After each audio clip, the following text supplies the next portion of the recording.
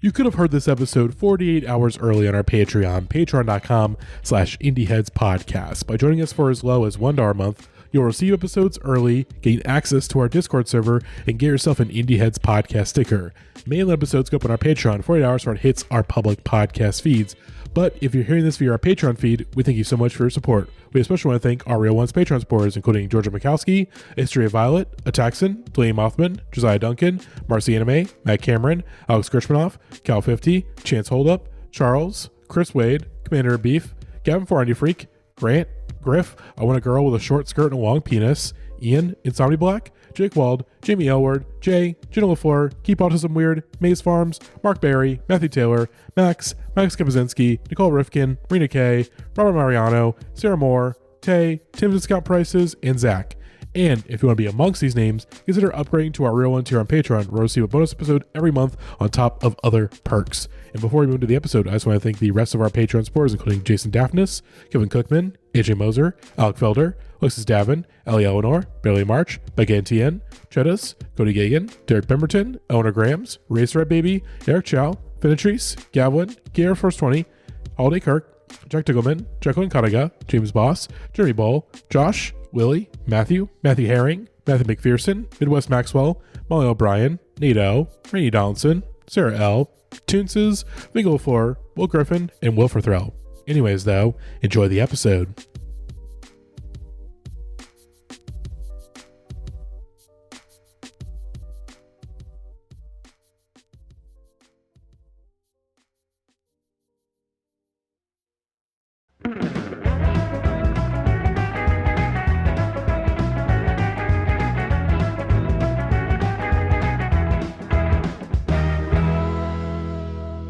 Hello, everybody, and welcome back to the 1950s number ones.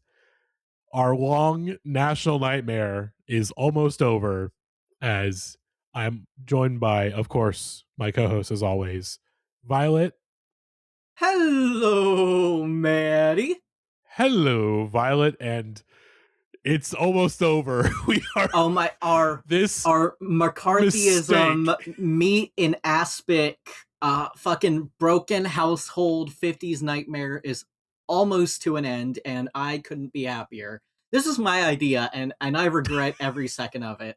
Outside of, Alvin and the Chipmunks and the Flying Purple People Eater, this has been a miserable experiment, and I would not be surprised if Matty bans me from the podcast the second that this recording is over. No, I guess I guess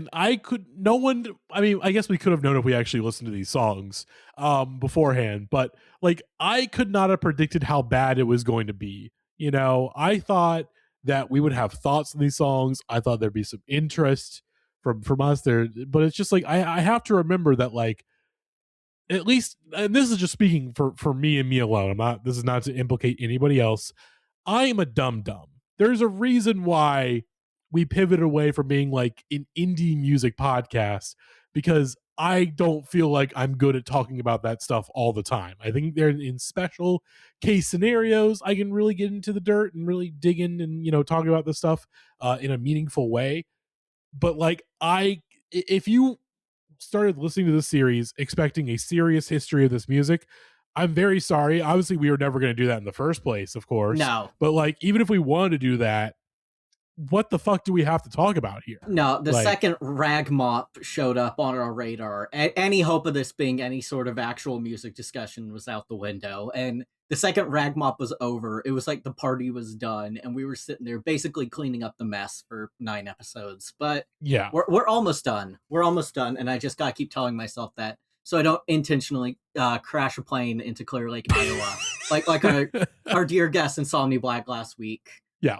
Everyone that's been on this podcast is dead, by the way. They all hopped on a plane together to go to Clear Lake, and when we're done, the 3 of us on this episode are going to do the same. Yeah, exactly. And it's going to be look, there are 3 of us. We just need a 4th. We just need a pilot. But I feel like we could find someone pretty easily. I think Gavin should be the pilot. I agree. That's what he was doing. That's where he was the entire time for most of the series. Taking flight lessons. Yeah, he's in the cockpit. He's doing his flight lessons, and he's gonna pick us up in Clear Lake, and we're gonna have I had such a good life. All right, I had such a good life. I just get in one of those planes and just get the hell out of here. Like I had a good life. But it is not just me. It is not just Violet. We are joined by special guest Jay, aka Cheddahz. Welcome back to the pod. Sorry you're on the pod. How do you do, fella kids? Back in my day, we used to listen to Elvis, and we go to the drive-thru and get the milkshakes. I mean, talking to girl. I was actually excited to be on this episode. I think I told you all before the episode. My old like work car didn't have like an iPhone. Like you can't play like any phone music. So I just listened to like the local radio. So the only radio station that's like good locally is like the local oldie station. So it's like I've listened to like most of this music like in the car. And like literally between songs, it's like, you know, back in the good old days when like where the Publix is, it used to be the drive-in movie theater. God, and you're like, brother, you're like, come on, you're like, take me back. And like in my head, I'm like, if anyone that was like a teenager in the 50s is still driving now, listen to that radio station, they probably aren't allowed to drive. Well, I don't know. Have you ever heard of a little man named Chubby Checker? I mean, Chubby Checker may drive, but I don't. If I saw Chubby Checker on the road, I'd probably get like 5 miles behind him. Yeah, I definitely agree. He is a Final Destination 2 waiting to happen, but like also. What the man that drove the Chubberlickish Express? You think he's capable of causing a major car accident that kills dozens of people? He's gonna twist the Chubberlickish Express right into a fucking tree. Oh my god! What again, Violet? We say this now. What if he dies? What if he dies between now? We're recording this on Friday, February 6th. What if he dies between either now and Sunday when this episode comes out, or now and Tuesday when this is out for the public? I don't think Chubby Checker can die. I really don't think he can die at this point. We'll check back on that statement in the next. How fucking old is he? I mean, that's the thing is that like he's over 80. He's over 80, but he is pretty like young and spry. Like I feel like everybody talks about like Ringo being very young and spry for his age, and I'm like, Chubby's up there. Although Chubby is definitely stiffer than Ringo. You know, like Ringo, you see Ringo doing jumping jacks on stage. He's got living a clean, healthy life. He's stretching. Chubby, you can kind of tell Chubby's like, all right, like if you ask Chubby to like bend his knees, he would break them and have to go to the hospital. Well, Matty, have you ever seen the iconic horror film Reanimator? Oh, I didn't even consider that. Have you ever, the reanimation serum in that? Maybe Chubby just has a bunch of it under his wig. Brains, and let's twist again, like we did last summer. God, let's brains. Let's just instead of saying twist, just again, he just can't stop saying brains. That God, we are so creatively spent. Yeah, listeners, we're so sorry. We're so spent and drained talking about this fucking music. So I will just spoil what our schedule is going to look like for the next like 2 or 3 weeks. Next week, myself, Jay, not Jay Cheddahz, other Jay, our cast member Jay, and special guest Keegan from Camp Trash will be doing a Joyce Manor ranking pod to celebrate the new record that just came out. So that'll be our episode next week, a like free bonus. But then episode 300 is going to be a highly anticipated sequel to a beloved episode of ours, and that is the Good Directions Film Festival. We're doing a second Good Directions Film Festival. There are somehow even more fan-made music videos to this fucking song. This like I don't want to say minor country hit because it was a big country hit, but like this like moderate country hit from like 2007 somehow has a bajillion fan-made music videos on YouTube. And we're gonna watch more of them. We didn't take that left onto the interstate, Matty. We took a right back to the film festival, and there's some very good stuff. This one, Gavin put together the first one. I put together this one. Gavin took really a lot of the heavy hitter videos for it, a lot of the major official fan vids, but there are a lot to this fucking song, and I found some good stuff. It's going to be a lot of fun, and I look forward to rejoining the film festival and determining the best one. See if anything will top the stuffed animal one that won the last film festival. I don't know. It's gonna be tough, but we'll check it out. Yeah, but here we are, the 50s number ones, the final episode. Although we'll have a stream, I don't know when the stream's going to be. We'll again, we will inform everybody within the Discord server and on our Twitter and Instagram. So, hey, let's get those plugs out of the way. Obviously, if you want to join the Discord, patreon.com/IndieHeadsPodcast, just $1 a month. Gets you in the Discord, gets you mainline episodes for free, and gets you some Indie Heads podcast stickers. When those will be sent out, if you bother me, I will send them to you. But it's every couple months when we have just enough new people joining the Patreon that I'm like, okay, let me get some stickers out since it's been a bit. Twitter, at Twitter and Blue Sky, Indie Heads Pod on both of those. And then Instagram, it's just the r/Indie Heads, Instagram, Indie_heads. Hear previews of episodes and get informed when new ones are out. So we'll hit all the official channels when we end up doing the live stream. But before we can do the live stream, we do need to finish the series, as we are at the very end. 10 more songs that went number one in the 1950s. And this is one of the most fascinating playlists we've discussed yet. This is a weird one. Like, I don't this know is a how weird one. Like the previous ones, you could basically like put them in their own kind of sections. Like, we had the runoff of like big band kind of 1940s hits, Amos Brothers, stuff like that at the very beginning. And then of course we had the crooner corner that took way too long. And then Elvis came, and that gave us like a rockabilly revival. And then we got some novelty stuff as people began experimenting with their recording equipment. Our Dave Sevilles, our Sheb Wooleys, people like that. And now it's like we have post Elvis teen idols.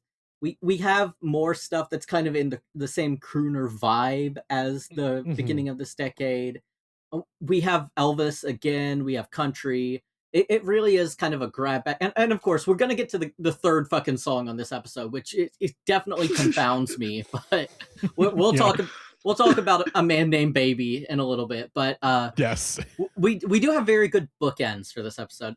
And if there's anything that the 50s definitely reminds me of now, it's definitely early teen idols. And there's one that we haven't talked about yet, but we finally have gotten to now, and that is Frankie Avalon.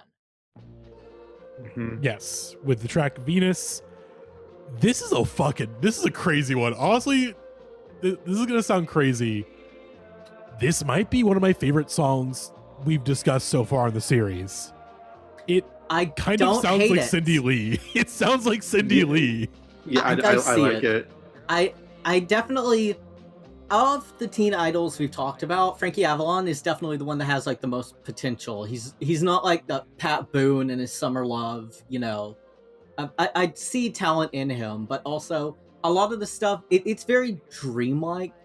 Part of me wants to say that this is the David Lynch pick of the week, but so much of this episode is the David Lynch. This is the David Lynch episode of the series in a way. Yeah. That being said, I wouldn't say this is not the Lynchian pick of the week for me, but it is certainly up there. Mm-hmm. It's kind of wild. This is like a teen idol song. It feels too haunting to be a teen idol song. It sounds like a ghost. That's why it rocks. It does.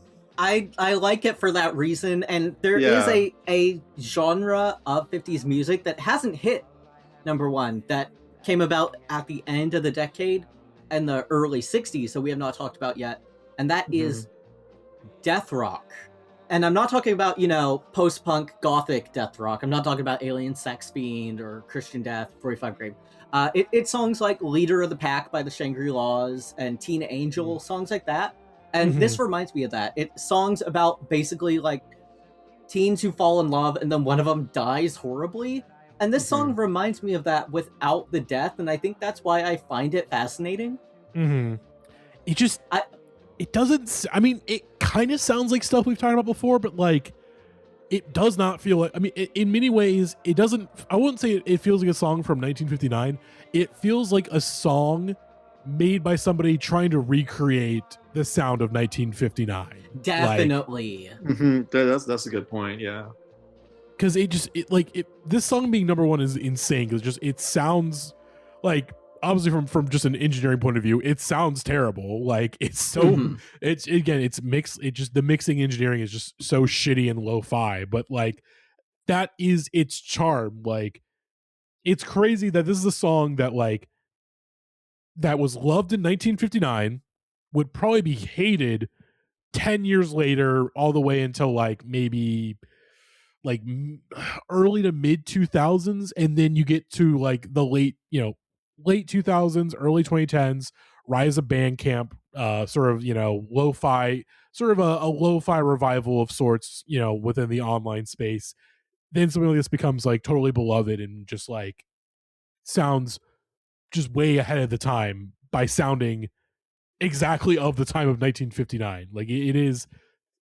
I'm so curious if this is like, if Frankie Avalon is one of those teen idols that just sort of came out of nowhere, like just recorded something at a local rundown studio, and then all of a sudden, oops, I have the number one song in the country just by like happenstance almost. It's a good. Oh, you go first. I'm sorry. No, go ahead, Jay. Go ahead. I was gonna say, I think it's interesting you bring up the fact it feels very manufactured in a way. It sounds like everything that was happening in the 50s, but it sounds like shitty at the same time. Like it literally sounds like maybe he was like in the boardroom with like the executives, and they're like, okay, like this is the idea for you, and the recording studio is like right next door, literally in the room over, and they're like, you're just gonna lay down right now. Yeah, it almost feels like a POV. You're in the bathroom at a party. Like that's what exactly. the song sounds like. Exactly. Yes. No, it does. It sounds like literally like maybe like his parents and him like signed the record deal, and then they're like, okay, cool, you're recording like right now. Yeah, it's not the best equipment, but you're record right fucking now. I was looking up just right now because I thought, has this song ever been in a horror film? Because this definitely would be good as a song to play at like a stark contrast. And this does appear in the TV show Dexter at multiple times and in 10 Cloverfield Lane, and I kind of see it. That might be why it's familiar to me then. Depends on when in Dexter. If it's the first 4 seasons, then I definitely heard this. It's and obviously in season 4 was its first appearance. So okay, I think I only watched the first half of season 4, even though that's the one everyone's like, oh, that's the best season. I'm like, I don't care about this anymore. I'm done. I quit watching Dexter. And obviously I'm like, well, I was going to quit no matter what during season 4, because everyone's like, yeah, the show gets bad after season 4. And it's like, all right, salute. But yeah, I mean, I really like this. I would have to look at all the songs, but this might be, I think for sure top 5 of the series, maybe top 3. Like I was surprised at how much I love this. It's at least in my top 10. Yeah, I don't even usually fuck with like lo-fi shit that sounds like this anyways. Like I didn't really care all that much about the Cindy Lee record from 2 years ago, and like sort of stuff that sounds like this, like the super lo-fi car seat headrest stuff. Like I don't really give a shit about car seat headrest until he actually like learns how to record his shit properly. I'm just really, really surprised. But I think maybe like obviously like in the last couple of years, this is gonna stick with me, folks, because trust me, I will land the plane. Unlike Buddy Holly, the Big Bopper, and Richie Valens, and whoever the pilot's name was, I will land this plane. I think getting into shoegaze in the 2020s, like getting like just understand, like, okay, I get shoegaze now. I do think that in a way has led me to be like, okay, like more unusual lo-fi recording stuff. Like I don't think I would have liked the song like 5 years ago, but now that I have more of appreciation for lo-fi music, for things of that nature, like I do really love this. So it's like how if you're a punk and you start out and you're listening to the Ramones and it takes you a little bit to get into Suicide self-titled, like that's the 50s version of this. Yeah, pretty much. But yeah, this is awesome. And also this album cover on Spotify is fucking insane. Like yes, it is it looks like a bootleg. It does not look official at all. It looks like something you would see at a funeral. Like, we are at the funeral of Frankie Avalon, who I think is alive? He is Mark? still he's alive. He's still alive. 85 years old, had 8 kids. God damn. And I think it's still touring with like some other 1960s teen idols. God damn. Good for you, Frankie. Good for you, Frankie, and your powerful sperm. 8 kids. That's crazy, man. I mean, hey, maybe Penis was such a hit, got him 8 kids. I mean, I will say this is one of the, again, this is a song that I think you could throw on in the bedroom and it would not sound that out of place, but depends on the situation, depends on the girl. I'm like, okay, this could be in the bedroom, like, and it's cool, even though it simultaneously sounds like something that plays like right before like a slow motion. Like, I'm imagining the fucking opening scene of Zodiac while this song plays on like the radio or something. Oh, definitely. I see that. Like, I just imagine it in my head. But yeah, fucking good ass song. We'll be talking about Frankie Avalon later on in the playlist, so we will have more thoughts on him later on. But yeah, I love this. This is the most engaged I've been with like any of the songs so far this series. Of just like, holy shit, this is good. And there's like actual like interesting things about the song to talk about. It's almost like how many episodes have you all done? Yeah, that's this is the 10th one. Yeah. It's like It's 100 songs. Yeah. Not since Shaboom has a song come in and just kind of gave us like a breath of energy, you know? Yeah. I mean, there's certain songs that like give us a breath of energy insofar as that they're fucking insane. Obviously Elvis, but just other shit that's just completely insane. Like, I was trying to explain Chipmunks. Oh gotcha. Oh mine papa. Oh mine papa. I was trying to find a way to describe that song, being like, it's a song about wanting to fuck your dad, like, but trying to like figure out a way to say that where it doesn't sound just so like, oh, okay, like it's a weird song about his dad. I don't know. Anyways, Frankie Avalon, Venus, very good song. But folks, there's another V in my life that we all know and love, and that is, of course, Violet. Violet, Violet, Violet. Violet, Violet, Violet, Violet. V-I-O-L-E-T. V-I-O-L-E-T. Violet, Violet, Violet, Violet. All right, cut that shit, Matty. All right, what we got? Welcome to Violet's Vids for the final time of the series, everyone. You know, coming into this episode, I had a dumb idea. It's the end of the series. To quote the musical adaptation of the great John Waters film Hairspray, "Hey mama, welcome to the 60s." And to celebrate this, I figured, why not make Violet's Vids a party in a way? And I did not look up videos for the songs at all, and instead we're watching 10 of my favorite videos ever made on YouTube. So, you're going to notice a little bit of a theme with some of them, but other than that, these are just videos I have not shown to the pod yet that personally I very much so love. They're stuff I watch when I'm sad to make myself feel better, and I hope they make my good friends Matty and Jay feel better as well. And we're going to start with a heavy hitter. If you know anything about the things I collect on YouTube, if you've been in the Discord, you know I have a playlist of one of my favorite niches that has way too many videos on YouTube. And I'm just going to send one right now. And Matty, if you could just say the name of this video for us. Doing the stanky leg at Best Buy. All right. Let's Support Gregular, watching iGregular TV. I'm going to do stanky leg. Here we go. Recording this in the middle of a Best Buy. Oh, the employees are right behind him. They're advertising Avatar. Oh my god. Oh fuck. Oh. That shit's so smooth. Yep, he's like, nope. The employee is walking. I just saw the employee walk by, like, laughing at him. He is hunched over like Igor in Frankenstein. It's incredible. Okay, now they're just watching him. Oh my god, this is horrifying. This is horrifying. They were having a full, lively conversation, and the second he started, they just stopped. Just we gotta watch this kid. See, he just busted it down sexual style. Okay, the like since memory of this video, the Abercrombie hoodie. He's he's hitting the booty do.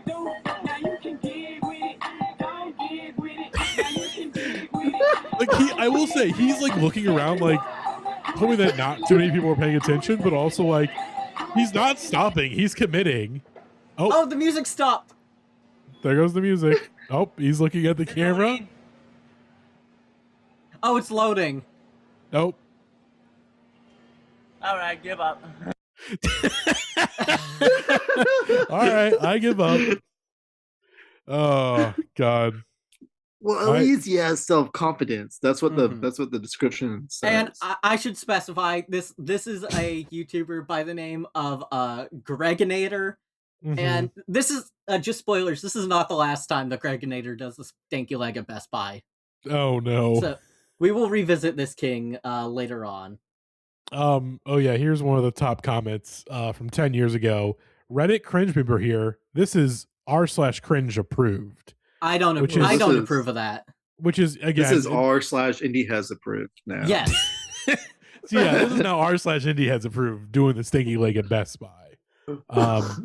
But yeah, embarrassing comment from that person. But this video not so embarrassing. The Gregonator is brave, and we salute his bravery in doing the stinky leg at Best Buy.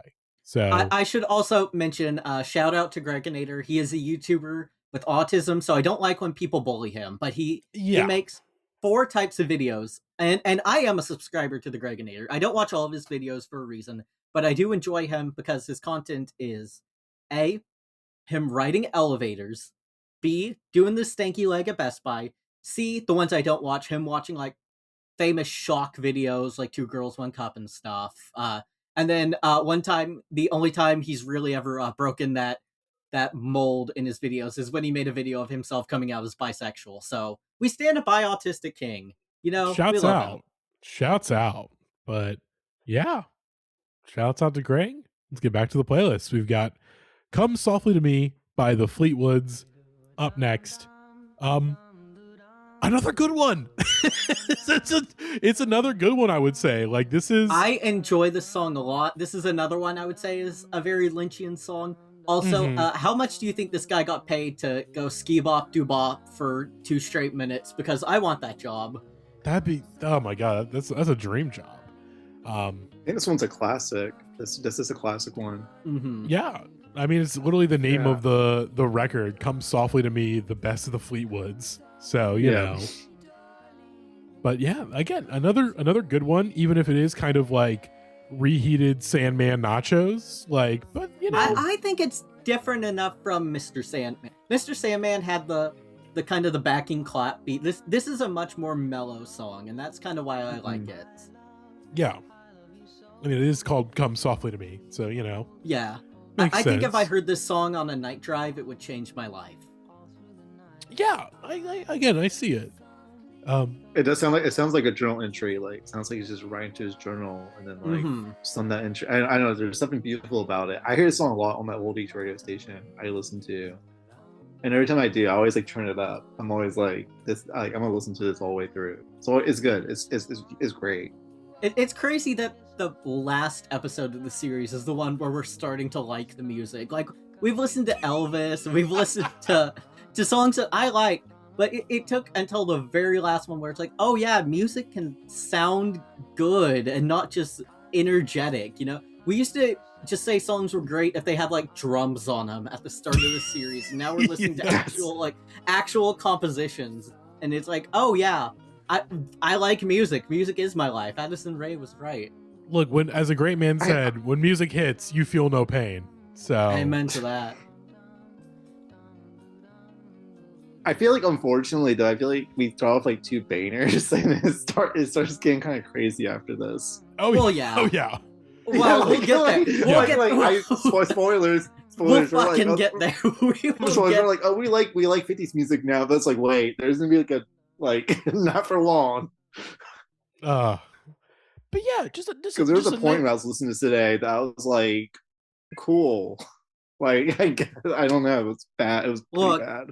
Look, we're grading on the 50s curve, okay? Like That's a true. playlist that has 2 songs in a row that are whole ass good is like it's basically like listening to Abbey Road, you know? Right? That's true. Like to me, this song on a scale of 1 to 10, this is a I would with confidence ask my classmates' dad if I could go to church with them on a Sunday out of 10. Hell I yeah. I feel like somebody I feel like somebody would do in the 50s. Mm-hmm. And they go get a milkshake afterwards.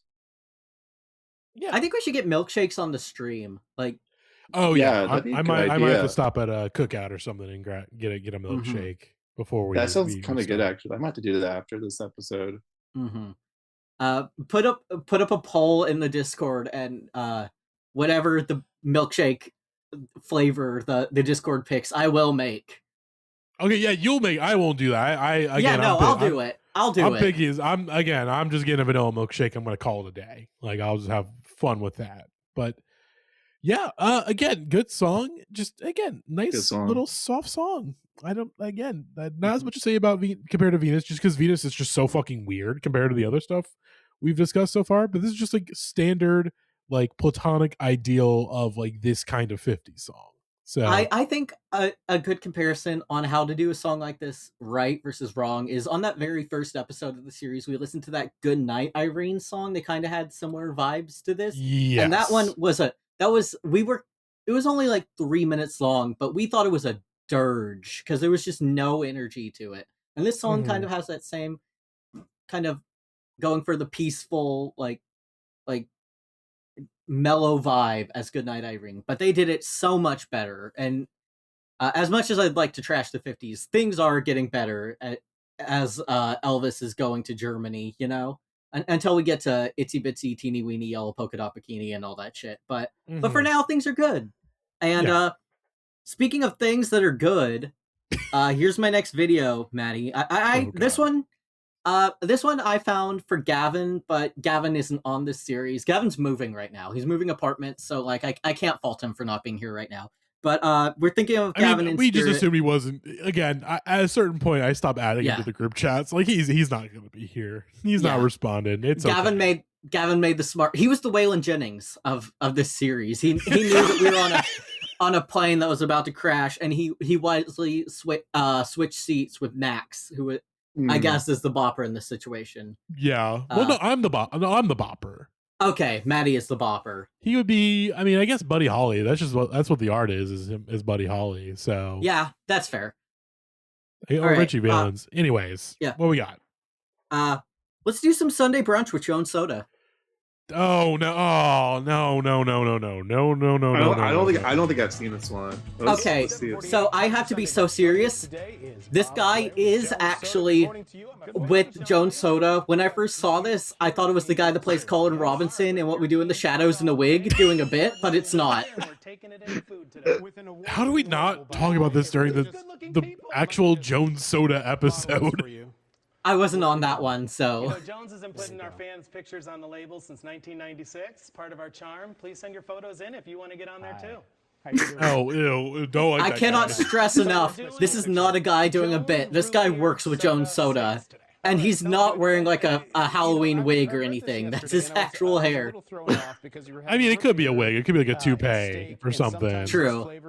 But it does look like it's too like. I think this is gonna work. I feel like if he was wearing a toupee, it would not look like he's thinning as much. So we're gonna marinate first. We are gonna marinate. And Sean asked me, why am I using this root beer? Why are we using this root It's beer, my Bob? dad's favorite soda. Shout out Gary Blair on Father's Day. Can we use cherry syrup instead? No. Okay. Shout out to Bob Bear's dad.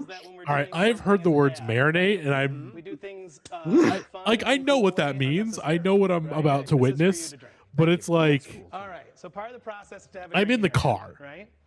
Cheers. All right. I'm in the car, and I see a truck. Unnecessarily hard. So let's I see a truck in the rear view going way too fast. His soda's overflowing. And then we got some Gallagher action going on. And I can't do anything about it. we need to mince them up. And so I'm just gonna marinate some root beer later and make the milkshake out of the root beer that I marinated. He is crushing garlic with his Joan Soda can. Oh, yeah. Or bottle. Got to put in your Jones soda. Oh I no did no a no no bar no no with no my no no! peanuts. Garlic and root beer. Let's have a spot of Why? And now we're gonna do a little soy sauce. sauce, all right. Ooh, yeah. You know. Okay, Taxon, if you're watching, I want you follow every step of this video. And Taxon, you know what to do. you know what to do. You did it before. You can do it As a again. dad, are you an over pourer? Are you an This is like if you asked like a under-pourer? 5-year-old to like make something for you. Yeah, this is kind of like a 5-year-old's recipe. Yeah. Like it's like Father's Day and Mother's Day. They're like, I made you breakfast, and you're like, what you make this with? You're like, anything I can find. Thoroughly. Oh my goodness. Are the garlic peels still in the fucking root Yeah, they're beer? still in there. Oh, okay. Jesus What? Christ. Right, now what do we got here? Marinade. We do. Yeah. So we got a whiskey. Marinade. Whiskey. Do you have any whiskey? That would be nice. Okay. All right. No Beautiful whiskey, steak. just Jones Yeah. soda. Yeah. Steak. I'm sure whiskey would be nice right Oh, now. he's pouring it on the Oh. fucking steaks, Oh. dude. Marinade. For how long? This is a minimum 2 hours, but come on. Overnight is way You know, they do this at right? Applebee's, so I don't So see here we why go. you're shocked Magic about of this. television. Yep. Okay. Now we're gonna make our sauce. Okay. Now, again, Jones soda. Now, which ones were we drinking out of? Again, Jones soda. Use that one.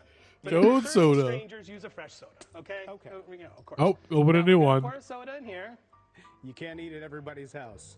Jones God, award-winning root Badlands beer is Chugs would perfect not for all waste this sorts of Jones soda barbecue like occasions. this. Yeah, no. We're going to take a ketchup. All right. What does a cup of ketchup What? look like? What?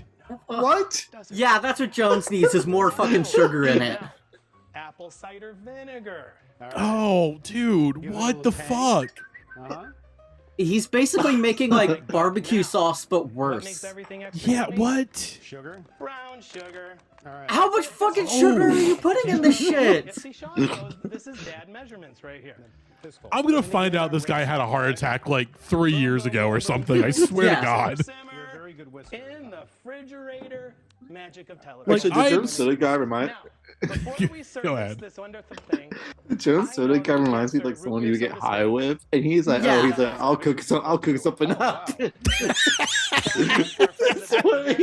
Why? Oh, he's making a root beer float. I was like, why does he have Ben and Jerry's? Okay, see, totally normal. Totally Yeah. normal thing to do. It's okay. Like this is This what is- the segment should be. It should just literally just be, hey, I'm gonna show you how to make a root beer float with my with the Jones soda, or just like any kind of soda float. This is the most Scooby-Doo ass bullshit I've ever seen. Now, Sean, this is messy. Those look It is. terrible. And so it's That's so lazy. it's Sunday brunch today, but Now watch this. yeah. Sizzle, sizzle, sizzle, steak, sizzle, sizzle, grill. Wow. Oh, Magic of TV. That's amazing. Take a bite. I know we was made grilled. this. oh, Take a bite. no. Yeah, No, eat we eat it, made this eat But I it. would be remiss in not saying they pair perfectly with our Hatch Chili Lime seasonal release. So check this out when you have a Why chance. not use that in the fucking sauce? Hello, everyone. You can catch Cheers. us. You have a Hatch chili lime soda, and that's not what you used in a goddamn sauce? I bet the And Jones then soda the guy's gay really Jones into- soda logo. Bob, thank you so much. Thanks, Sean. Weekend break is coming up. I think the Jones soda guy's like a huge Ween fan. I can get that Yeah. vibe. Okay, you're just gonna show it. You're not even gonna eat it. They're not Yeah. gonna, no, fuck, they're not going to eat that. Of course, they're not going What to eat the that. fuck? There's Only one comment. is, ew, which translates to that one, I guess, in whatever language it is. Oh yeah, I should also mention this has less than 400 views. Yeah, Jesus Christ. These are 2 years ago. Yeah. What the fuck? Amazing. Again, Jones Soda fell off a long time ago. This was a we did our episode on we did our Jones Soda episode like what in 2024 20 like early Yeah. 25.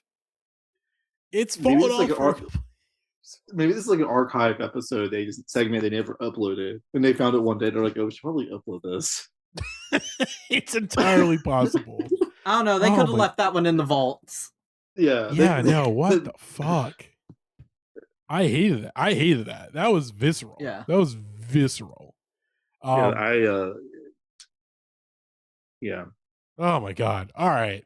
Speaking Well, of just- visceral, Speaking of visceral, let's get back to the playlist as we talk about a name that is just Again, this is a Tim Robinson name. This is not a real guy. This is a Tim Robinson character. This is Dave Baby Cortez with the Happy Organ. And this is one of a number of songs featured on this Billboard Top Rock and Roll Hits vinyl that I have. As we've already talked about Venus. Venus is on here. Let's see. Fleetwoods is not on here, but this song is on here. Dave Baby Cortez with the Happy Organ. What is this? This is shit that like Herschel Gordon Lewis would play over like footage of someone getting dismembered in one of his movies. It's fucking insane that this was a number one. Yeah. I don't know about y'all, but I used to do the Charleston with my girl to this. Jesus. Like I can't. This It is sounds elevator cool. music. Yeah, it's elevator music. Like it sounds kind of cool. Like I guess doing like cool stuff with the organ back then, but like, why is this here? It sounds old even for 1959. That's Yes. why I was shocked about. Like I feel like maybe it became as big as it was because maybe people were nostalgic for like 40s music, or like people like in the 30s were like, man, remember back in the good old days when like music had no words to them and none of that rock and roll bullshit was out. It was just organ music like this. Yeah. Can we talk about how stance the fuck up he is in this like album art? Oh yeah, this is crazy. This is Oh, dude, that's wild. He looks like he's like surfing on an invisible surfboard. He's wearing a sweater and like some very unfortunate ash-colored jeans. He's got little Richard hair, and he looks like a first grader who's like smiling for their first kindergarten photo. Is the only way I can describe the face he's making. He's mid baby walk. Like he's doing a baby walk. Well, He's I was in the gonna middle say of it. he is the baby after all. That is true. That is true. Mhm. He's not the baby, but he's the baby. Well, I mean, just baby. If he was the baby, it'd be Dave the baby. No, Cortez. that's true. That's true. He's just baby. You're right. Also, Oh, by the way, song he is already over. He is on the back cover of this, hitting a crazy Oh, That he move. makes stands it even the wilder. fuck- Yes. He's He's standing so up. Even chubby. wilder. I may have to I do mean, some more I- research into him. I get it. Like, you know, like he probably had his hit and like he's probably like Man Girls. He's like, I got this #1 hit out right now. It's like the wildest shit out there. Like when it plays on the radio, it's like all the kids go crazy for it. Mhm. It's just him playing the organ. Let's see. So on the back of this vinyl that I have, because I'm not really sure what else we have to say about Dave Baby Cortez and the Happy Organ. Just what the fuck? Only could have been #1 when it was #1. So the person that put together this compilation is Joel Whitburn, and along with the songs itself, he has put together a time capsule of 1959. So here are some 1959 events. So let's see. The top national headline: Alaska and Hawaii become the 49th and 50th states. Like, okay, cool fact.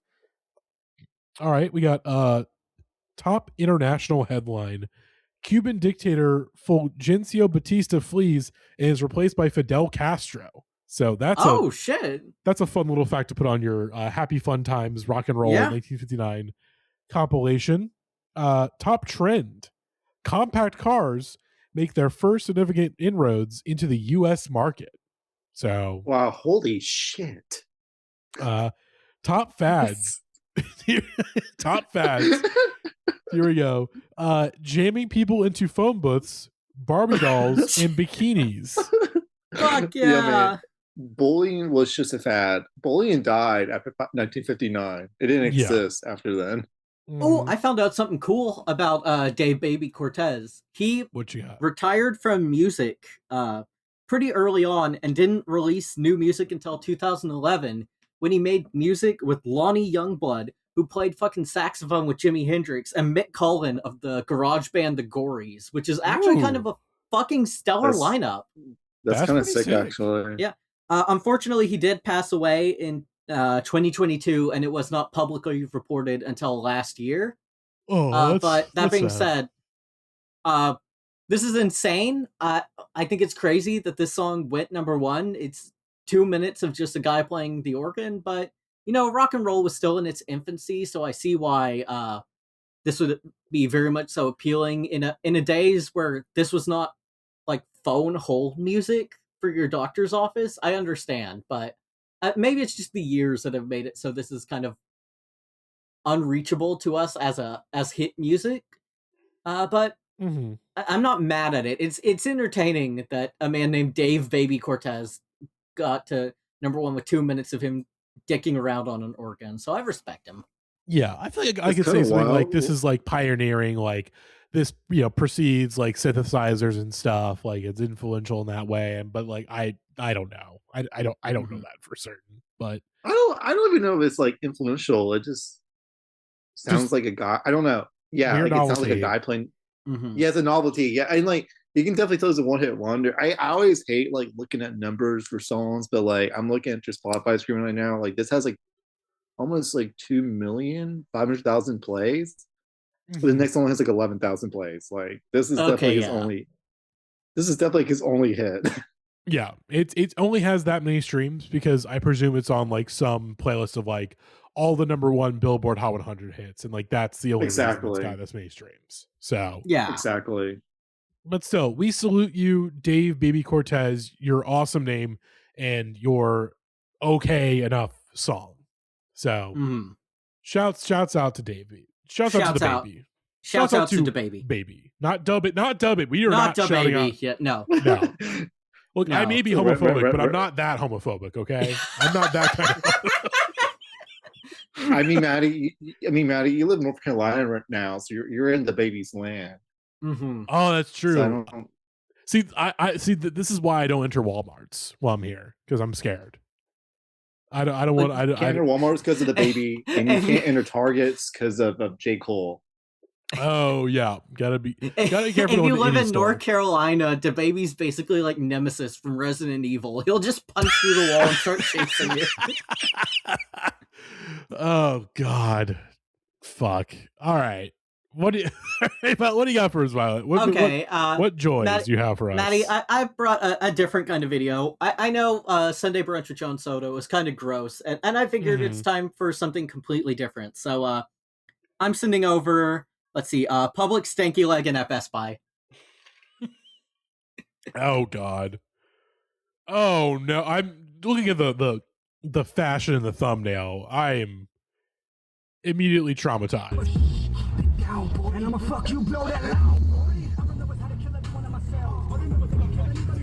Hey. Oh. They don't make white boy. This is Rap World. Yeah, I was gonna say. This is me back in like 2011. Yeah, shit. On Y'all Feature Forum. Oh my God. Oh, there's a limo.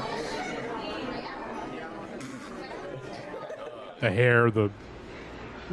Oh God, the cargo shorts and the fucking hats. Oh, the fucking Blink-182 shirt with the self-titled art. Oh my God. This is me, Gavin, and Matty.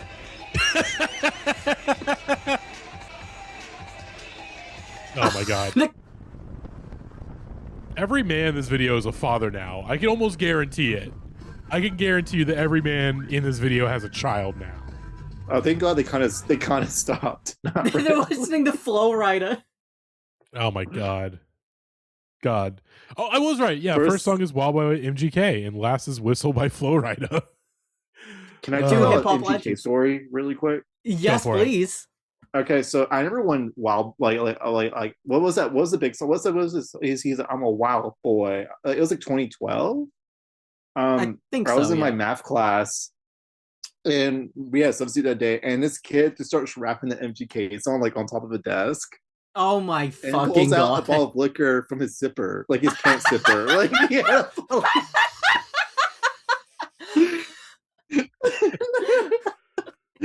That is so fucking cool. Jesus Christ.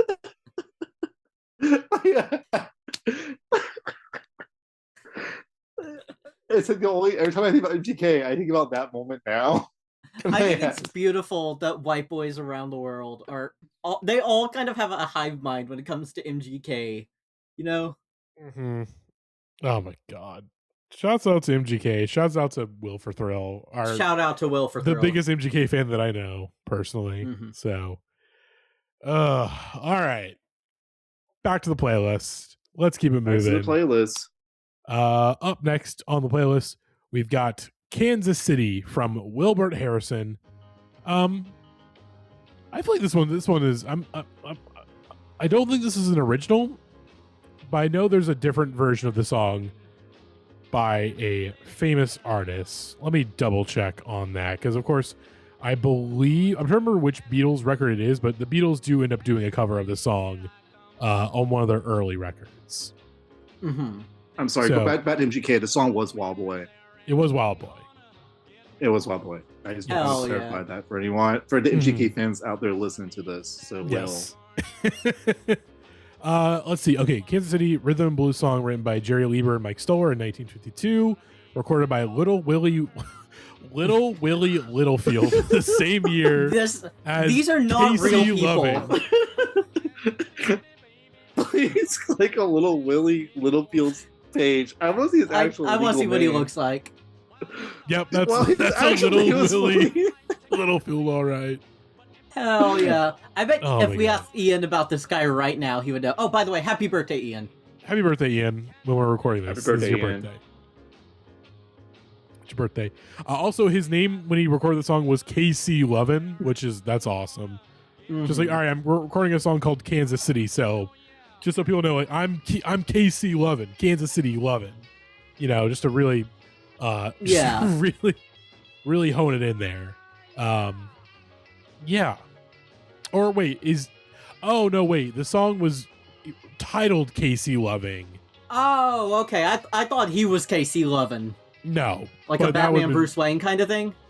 Yeah. Oh, Little Richard did it too. Yeah, Little Richard did it. Obviously, this is the Wilbert Harrison version that went number one. Yeah, they recorded Kansas City as they were performing it in Hamburg in spring 1961, which I do know because I think I heard this because for anyone that doesn't know, there's a thing every year called the Music Writers Exercise online. I've done it a couple years now, so off and on. This year, I started my first week of the Music Writers Exercise talking about the early Beatles records. So listening to like the first 6 studio albums for the first time, or at least the first time in a very long time. And yeah, I heard this cover, their cover of the song, same week we're doing this episode. And I was like, oh, nice. But yeah, it's on Beatles for Sale, which is a very underrated Beatles record, I would say. It's probably my favorite of the super early Beatles stuff, which actually, you know, fuck it. Let's listen to the Beatles version of the song. We are to so see- desperate to get out of the fucking 50s. Yeah, no, we're literally skipping right to the fucking 60s with this. Oh, hold on, my keyboard. There we go. Kansas City, here we come. And they performed this on Shindig. What They're the doing fuck the is Shindig Shuffle. Doing the Shindig Shuffle. Oh, here we go. We're about to hear some screaming girls. Immediate. God damn. It really, you forget with the Beatles. Like, man, those fans are insane. Paul's These just white kind of boys. clapping. Okay, I guess we're not going to listen to the Beatles. We're just going to listen to the Beatles try to play this song while hundreds of teenage girls scream their fucking heads off. It's crazy that Paul always kind of looked like that.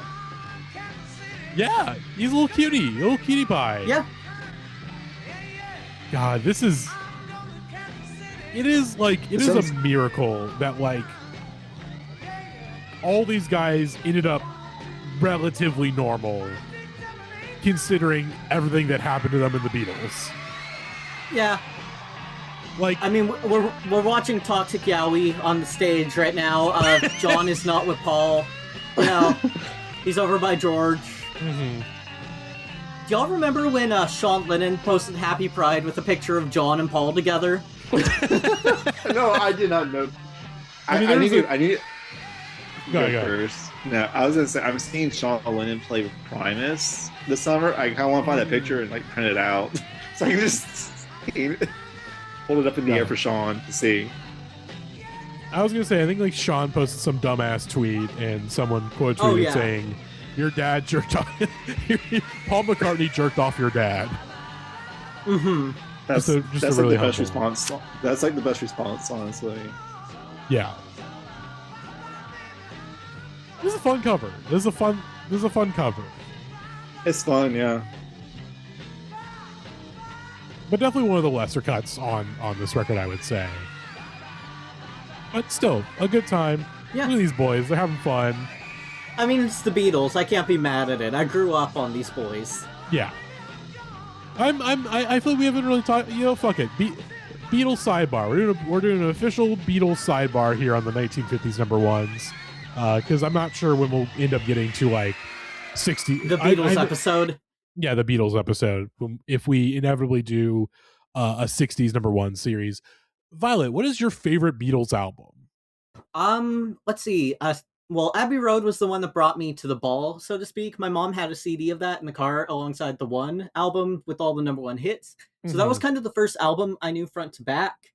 It's probably not my favorite, but I do love when bands get to the point where they hate each other, but they're making like music like in a room together just out of obligation. That's always my favorite part of like the behind the music stuff.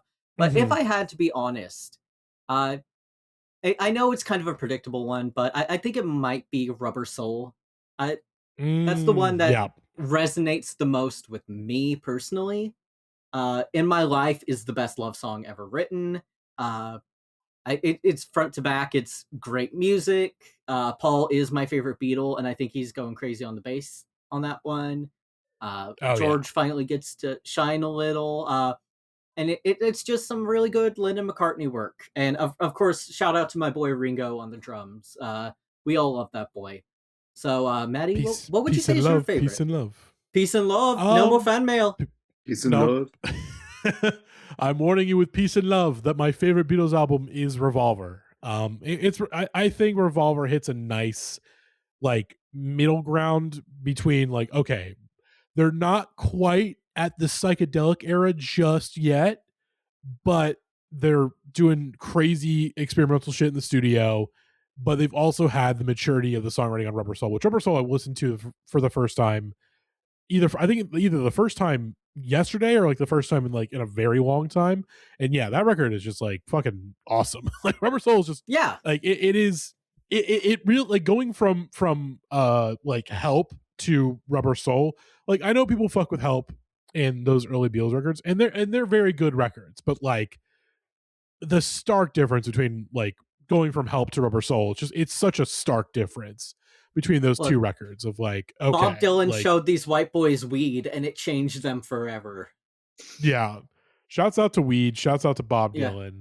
And I think that's part of the reason why Revolver is my favorite, because it's just like I think now they had that freedom of being like, oh, like, okay, we're not here to just try to make like radio hits or like just sing about girls and love. Like we can sing about like more complex stuff, and also like being able to use the studio as an instrument and really do some crazy shit and not really worrying about like we ain't playing some of this shit live, especially because I think they're all like ready to quit touring. So it's like, fuck it, let's just do what we want to do. I mean, Tomorrow Never Knows is still fucking insane. Like that song does not sound like 66.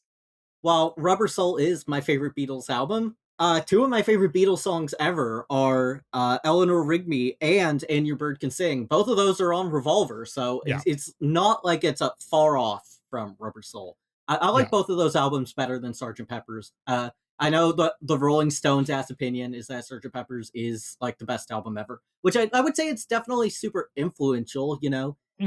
It's how we get like kind of like a lot more of the more lush experimental stuff that came from the later 60s, alongside Pet Sounds, obviously. But like, to me, I feel like a lot of the shit on that is a little too up. Like, I couldn't imagine sitting down to listen to For the Benefit of Mr. Kite or Lovely Rita, like, as songs. Whereas you listen to, like, Rubber Soul or Revolver, and you can, like, just pick out songs that are, like, heaters and are great, and also listen to it as a full album. And I think it works in either context, and I don't think Sgt. Pepper has that. It is the double-edged sword of the concept album of the same. Like, it's something that is like, okay, you got to stick with the theme. You got to tell somewhat of a story, there's got to be some cohesion to it.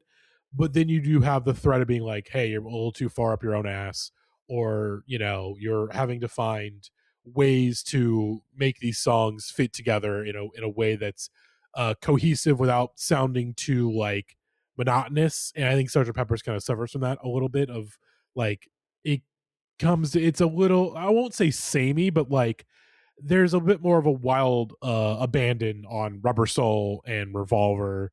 Then they maybe get a little too wild on White Album, or that album's a fucking mess. Like that album's a fucking mess. Does not. I listened to. I listened to the first time.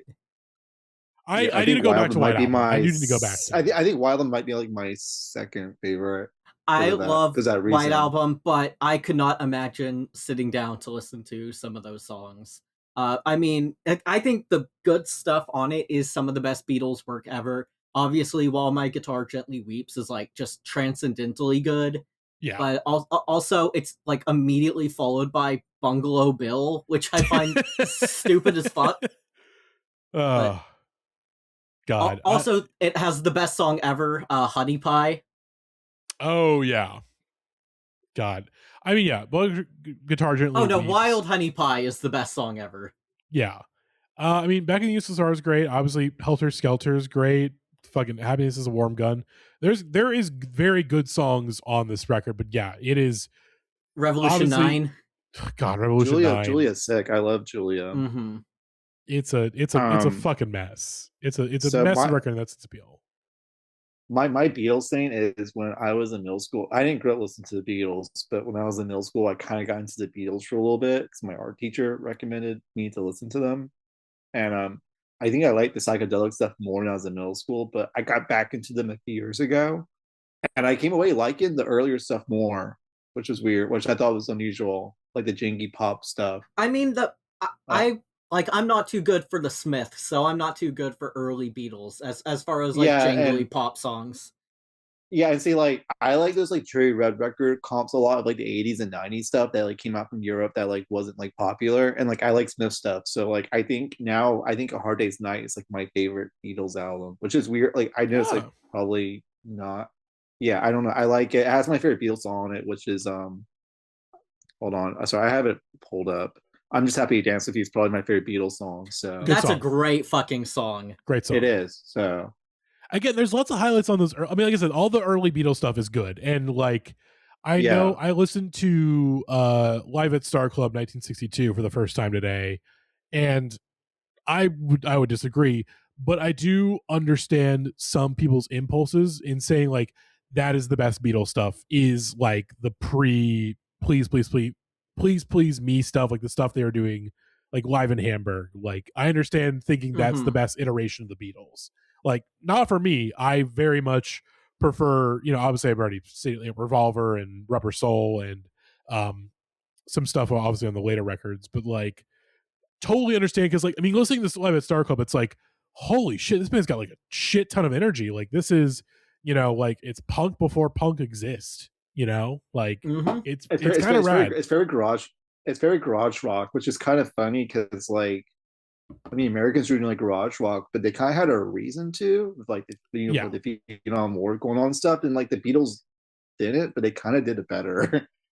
Yeah, I'm very curious to hear those performances get remastered, because I know I've heard rumblings that Peter Jackson, I mean obviously he remastered some of it for the recent anthology re-release, so I'm curious if we ever get like a fully remastered version of like some of the live stuff from Hamburg, because I would love to hear it, because like the stuff that you can hear in there does sound pretty cool, but just like you can barely hear it. It's really shittily recorded. It sounds like a bootleg. Because it literally is a bootleg is a thing. It's a literal bootleg. Yeah. But Jay, what is your favorite Beatles record? I know you said White Album is your number 2, but what's your number 1? Hard Day's Night's my favorite. Yeah, Hard Day's Night. I'm sorry, my bad. I was going to ask you, and then I was like, oh, I forgot to ask, even though you literally said it. My bad. I will say, no, you're good. That's why I jumped in, Maddie. I had to my fighting fist. Question for the choir, as it were. Okay. Is the opening chord to A Hard Day's Night the single most iconic music moment in history? It's I mean, I would say the only things I could think of that are like close to it are like fucking the beginning of Beethoven Für Elise or something like that, or like the beginning of a Mozart. As far as contemporary music goes, yeah. or like pop music, as it were. I think at the very least, it's the most iconic like opening riff of all time, like or opening lick of all time. Like it just it rings in your head. Like you someone mentions it, you immediately hear it in your head, and you immediately are kicking right into the song. Like I'm at a loss of like what is better. Like I think the only other thing, like the only other song that I can think of that I'm like is maybe better, or at least is like iconic to me, is like what the opening of like Hit Me Baby One More Time, like that. Oh yeah, that might be our modern version of that. But that's the closest comparison I can think of, like a super iconic like opening little riff, you know. Maybe Everybody Wants to Rule the World by Tears for Fears. Oh yeah, that's a good one. Maybe that's a good one. That is a good one. But that's like a huge reach though. But like, I feel like if you like heard that like the first millisecond, you'd be like, okay, I know what song this is. Mm-hmm. Oh, I have one, but it's more niche. The opening to Corona by Minutemen. Oh yeah, I mean, come on. But that's specifically for us, though. Yeah. The down. Yeah. Down. We're talking about the Beatles and Jackass. We do not want to fucking talk about the 50s anymore. No, God. No, but we gotta get through this. Yeah, I know. Okay, one last little Beatles thing before we go to a Violet video. Okay. I had definitely heard it before today, but like I've listened to Paperback Writer like half a dozen plus times today. Holy shit. Paperback Writer is like one of the best songs I've ever heard in my entire life. Yeah, it's great. Holy shit. Again, obviously, I mean, Paul's my favorite Beatles, so like, duh, but I'm like, holy shit, he was fucking cooking. He was just like, he just got challenged like, hey, Paul, write a song not about love.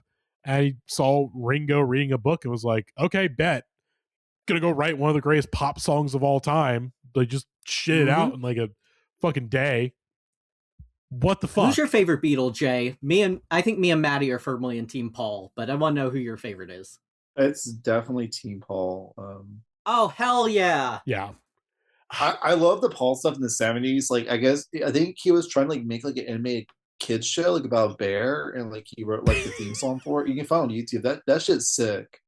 I want to hear that now. That sounds awesome. Hold on, let me see if I can find it. Remember when Paul was on The Simpsons? That was so fucking cool.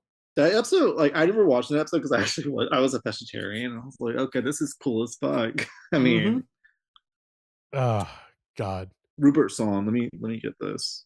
Maybe I'm amazed at the way you love me all the time. Fucking Paul. Look, well, I love Paul. God, Paul is the. I think, yeah, the day Paul McCartney dies is the day I break as a person, basically. I'm not ready for the day it happens. Like, yeah, it's gonna happen. Like, he's 83. Like, it's. Although he's again for an 80, I mean, he's still fucking touring, of course. Like, he's still touring and playing shows, and still is like, you know, obviously old, but like still pretty bright and spry. You know, like it's important to remember that. Like, oh yeah, fucking Paul McCartney is older than Joe Biden. You know, like he's older than Joe Biden. That is crazy to fucking think about. Oh God, that is crazy. But yeah, a bunch of my favorite Beatles songs are Paul. I will say during the NWE, I was definitely getting some people claiming I was a John Lennon hater, and I don't hate John Lennon. I do not hate Lennon. Obviously, again, some of my favorite stuff, especially in the back half of the Beatles career, is the Lennon stuff. But I do think that like at a certain point, I got sick of John Lennon's rock and roll voice, and I much prefer him getting the more like poppy, folkier side of things later in his career. Like his stuff on Rubber Soul is great. Like fucking Norwegian Wood is crazy. Although Yeah. of course, like in terms of the peak era, the worst Beatles song is, well, I guess you could say Revolution 9, but like actual like proper Beatles song is probably like Run for Your Life. Like that song is Yeah, like, that song is kind of a stain on Rubber Soul. it is like, it's already a terrible outro, but like even if you just isolated the song by itself, it's just not good. It's just a weird song, No. especially knowing what we know about John Lennon being like, okay, weird, but okay. But yeah, I'm kind of with you. John is the one who, of his solo work, I'm the most divisive on.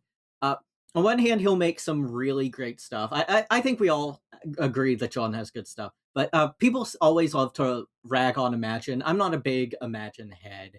But that's the bones have been picked clean when it comes to criticizing Imagine. It's kind of like criticizing Baby It's Cold Outside for me, where it's like it's basically like a step above What's the Deal with Airline Food. But it's like, pick a real target. Like, his song God is maybe my least favorite solo Beatles song ever, where he just lists all the things he doesn't believe in and just ends it with, I just believe in Yoko and me.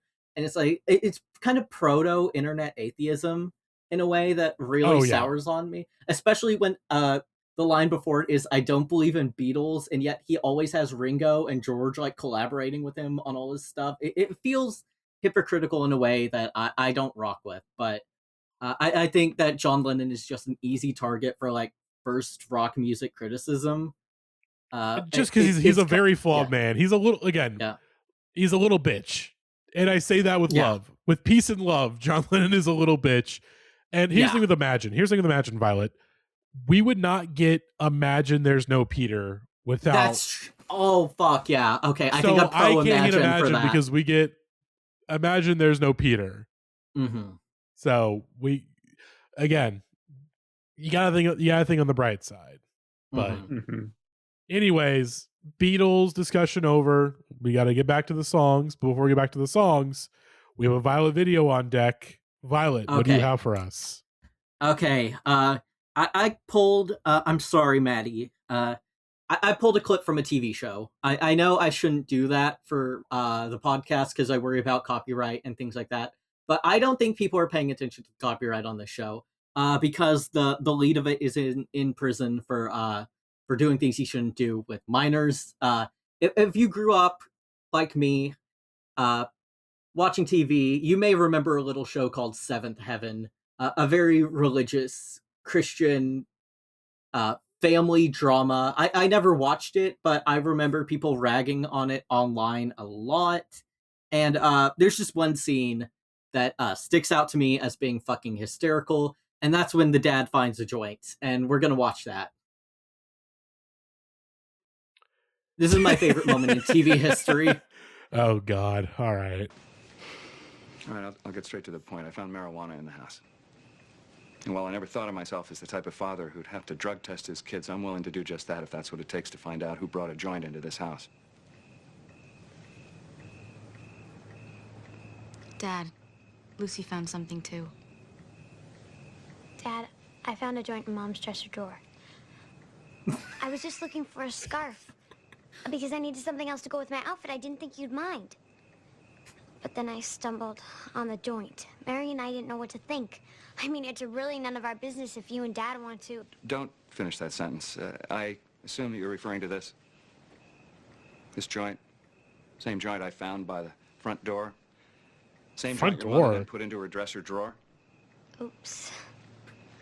Oh, what a relief. I mean, it's not like we thought that Mom was a stoner or anything, but... Wait a minute. Then whose joint is it? Yeah, whose joint is it? Who is the guiltiest looking teenager of all time? So upset. Look, Simon. I can't believe you. Simon, wait. Girls, you're going up to your room. We have to talk about What? Like, this is what, 90... I'm trying to think, like, what year this would have been. Like, what, 99, 2000? Yeah, I think I've been about as calm as I can be throughout this. Now it's time for some answers. It's not enough that you're smoking dope. We have to bring it into our house. What if one of the younger kids had found this first? I didn't think that. That's exactly right. You didn't think, because if you thought about anyone but yourself for a second, it might have occurred to you that the look that you just saw on Simon's face is a look This of is a kid kind who of just how the lost all respect podcast for his reacted older when brother. Jackie said that Is this Agent Dale guy Cooper wasn't cute. found a job? Because hey, here's something that doesn't take a whole lot of skill to do, just a lighter and a Oh, complete lack of I forgot self-respect. about that, and I'm not finished. I'm now mad about that all Let over me know one again. thing. Please tell me. It'll help me sleep better. Tell me that you wanted to get caught. Because you couldn't possibly think that you'd be so stupid that you would find out. Or better yet, I can't get over. They found it by the front door. anyone could be so stupid Like, as to do drugs in the first a place. front I don't door? know, Dad. Why don't you ask Mom? Maybe she can explain it to you. Don't you dare bring it Oh up into shit! this. Apologize right now. You're not going anywhere. I'm not staying here. Like, that's the thing, is that if they had found like crack or any other drug, The dad leaning up against the door like that. the scene would make more sense. I'd be like, damn, they're going off on the acting front. But it's over fucking marijuana. God. And of course, you I have was to about to remember say that they're acting like he like murdered someone or like it's a rammed joint. his car into the house or something on purpose. Literally one of my favorite TV clips of all time. Even Again. Darin told the scene to tone it down. Just bang Why on the door. Again, over a fucking joint. although to be fair, if my parents had found, well, not my parents, I should say, if my mom had found out I was smoking weed when I was 19 years old, I do think that her reaction would not be all that different to this. Even though, again, it was like, what, 2016? Like, weed was normalized at that point. It just was waiting to be legalized in the state. But God, that's so fucking funny. He's running away to his friends in the car like he's fucking James from Twin Peaks or fucking Laura. Fucking Seventh Heaven Laura Palmer. This really does have Twin Peaks vibe. It's very Sarah Palmer finding out Laura's dead, but it's a fucking joy. Who gives a shit? Oh my God. fucking dog shit. And obviously we didn't even mention the fact that the dad is a pedophile. So yes, if you ever saw It's Always Sunny in Philadelphia, it's the same actor as Sweet D and Dennis's biological dad, and that's why he's not on the show anymore. Yep. Oh God, fucking that's awesome. Anyways, let's keep it moving. Back to the playlist. I forgot we were talking about 50s music. Yeah, we'll get through these next couple of songs relatively quickly. We got Johnny Horton with the Battle of New Orleans. No, the Battle of New Orleans, you know. There we go. The Battle of New Orleans, you know. Oh, but again, I remember when that was happening, I was down by the swamp. You know, I was just enjoying a pot of gumbo by the swamp. And I heard some gunshots. I was scared for my life. I jumped. I didn't even care if the gator got me. I jumped in the swamp because I was scared for my life. This is a song that made me wish the Phenom War had already started. Like, talk about an actual battle. Don't talk about some Civil War battle. Or I don't know when this battle happened. When did this battle happen? He said at the beginning, I don't remember. The song's just about killing the British, which, as we said before, like on the series, the British, of course, mental illness. Being British is a mental illness, as Matty once said. That being said, this is pretty fucking bad. Okay, this battle happened in 1815. Like, dude, it was 104 years ago. Chill. Yeah, get over it. Get over it, dude. I'm so sorry your great-grandfather didn't win, probably. I don't know. Yeah. Or maybe he did, and you want to reenact that battle. It's like, boo-hoo, your great-grandpa did imperialism on the United States. The one time the United States was a victim of imperialism. The song's not accurate anymore. That's not, the land's not. Oh yeah, that's not what they're called that anymore. Yeah, go for We might have to stop. We might have to stop. We might have to stop this, guys. Oh, they grabbed an alligator. Have we debuted Maddie Monroe's persona on the podcast? I don't think we have. I mean, I feel like we talked about your partner's art of me. Yes, my lovely boyfriend. Shout out to Danny. We love Danny. Did the art for this series of us as the day the music died. Those beautiful drawings you see in the circles. Also, one day just started drawing personas for so many fucking people in our podcast. Maddie's an alligator. He's wearing a blackened MIDI shirt. It's kind of awesome. Maybe Maddie was at the Battle of New Orleans. He was. Okay, I just told you I was at the Battle of New Orleans. You know, I had to jump in the swamp. I was so scared. I heard the muskets firing. I got so scared. I thought I was about to get shot in the spleen. I was so scared for my life. I got shot in the liver, especially. I couldn't process the moonshine. I know this song's like a #1 hit in 1959, but like the kids were definitely not listening to this. This is payola as fuck. This is like payola AF. This is the payola song of the week.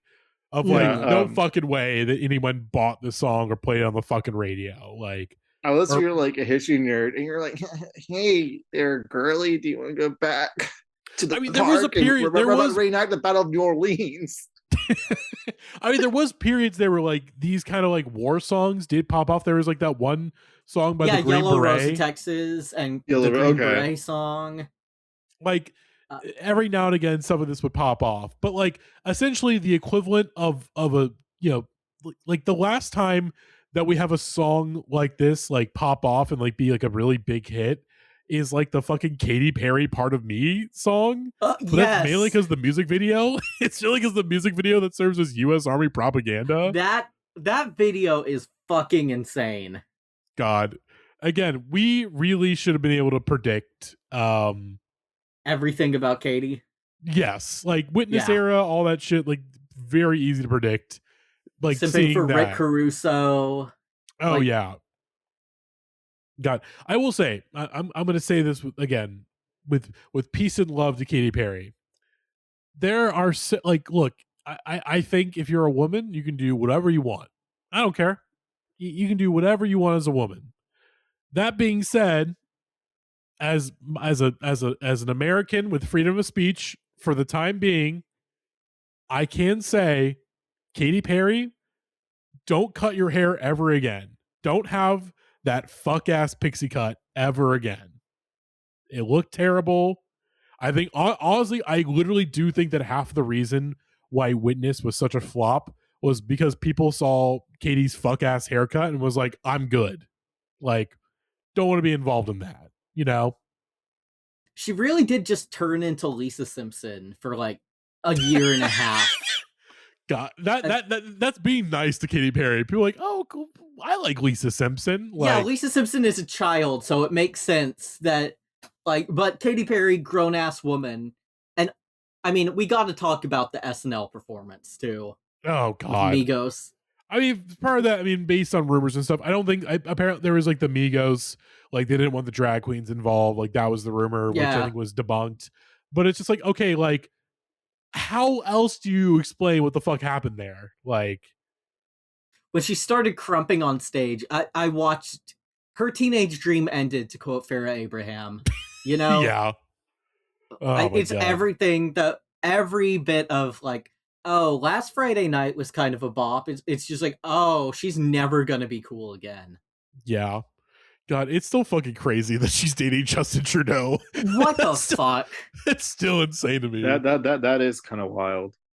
Oh my God. Like, I'm trying to think of like what is the equivalent of that. It's like if after like Gerald Ford, well, yeah, I guess it's like if Gerald Ford was dating fucking like Nancy Sinatra or something in the 70s after he was no longer president. Like, what the fuck? That's a lot better than what I was gonna say, which is gonna be, what if Debbie Gibson just started dating Nixon out of a sudden in like the mid 80s, you know? Oh God. God. The implications are horrifying. Mm-hmm. And I don't want to think about them any longer. So Violet, you got a video for us? What we got? I sure do have a video for you guys, and I hope you enjoy it. This is another one that I really enjoy. It's of course titled "John Doing the Stanky Leg." Nice. How many stanky videos do you have? And it appears this one is also in a Best Buy. Why is it always in a Best Buy? Because they have speakers. Not true. This is a 144p video. I will say he's the best stanky legger we've seen so far. I do think the lack of video quality definitely helps. This might have been filmed on a flip camera. This is nearly 4 minutes long, Violet. Yeah, I know. We don't have to watch the whole thing. This has the same vibes as like those 5 scary gnomes caught on video type things, you know?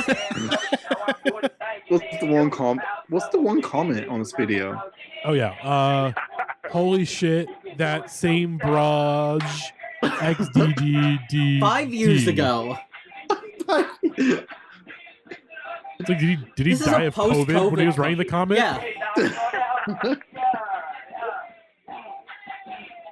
All right, that's about as much of this as we need.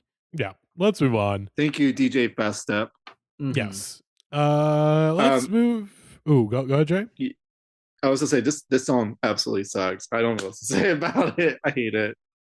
Are you talking about the Battle of New Orleans or our next song? The Battle of New Orleans. Oh yeah, it's I just want to. Yeah, if you said about our next song, I would be a little offended because our next song is "Lonely Boy" by Paul Anka. Yeah. This is another one I really like. I really like this song. Yeah, this one's sick. It's crazy that it took until the last episode of this goddamn series to get something kind of crooner adjacent that is good. Yeah. You know? Paul Anka, famously, I have a playlist I've been sitting on for a couple of years now. It's just called Violet's Worst Songs Ever. Paul Anka does have the number 2 spot on that episode with You're Having My Baby, which is a reprehensible, inexcusably terrible song. But I can't deny, this song is great. Shout out Paul Anka. Very funny on The Simpsons and the Treehouse of Horror. Mass Singer alumni who lost to Leanne Rimes. Have to bring that up. I think he's the only one from the 50 series I could say that about. Jesus. But that being said, I like this song. Paul Anka has a good voice, all things considered. Again, I like the way the vocals are stacked here. It's very satisfying to the ears. It's kind of proto Lennon McCartney in those kind of early songs. A little bit, yeah. Yeah, the way it's when it's non-harmonious, it's kind of the double effect that John would do, and then when the harmonies come in, they're very Lennon McCartney type harmonies. So I enjoy it. Not to bring us back to both The Simpsons and the Beatles, two things we talked about excessively on this episode. But I mean, we're getting into the '60s, so you're starting to see where their influences form. I think this is one song that, like, if you sped up a little bit, like a power pop punk band could cover it today, and it would sound good. Oh yeah. Yes, I could see that. Like in my head, I was like, this sounds kind of like a modern, like a present day Joyce Manor song if like Barry made it a little bit faster. Let me look it up on YouTube. We'll speed it up and just sort of test this theory out. Yeah, sorry. It just kind of has that vibe. I definitely hear it. I mean, I do like reworked, of course, but let's do 2. Yeah, let's do 2. And we'll slow it down if it's a little too fast.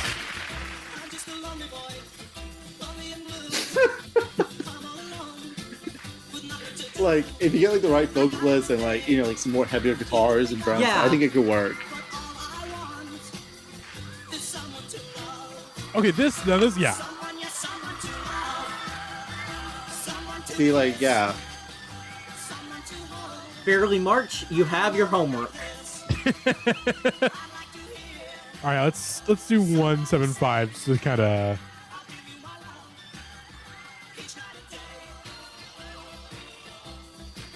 I fuck with it. I fuck with this too.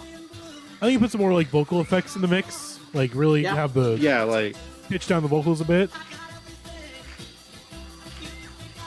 What fucking show is this? They're all wearing buttons that say IFIC. Yeah, I hear it. Yeah. I was born in 1974 and I love this song.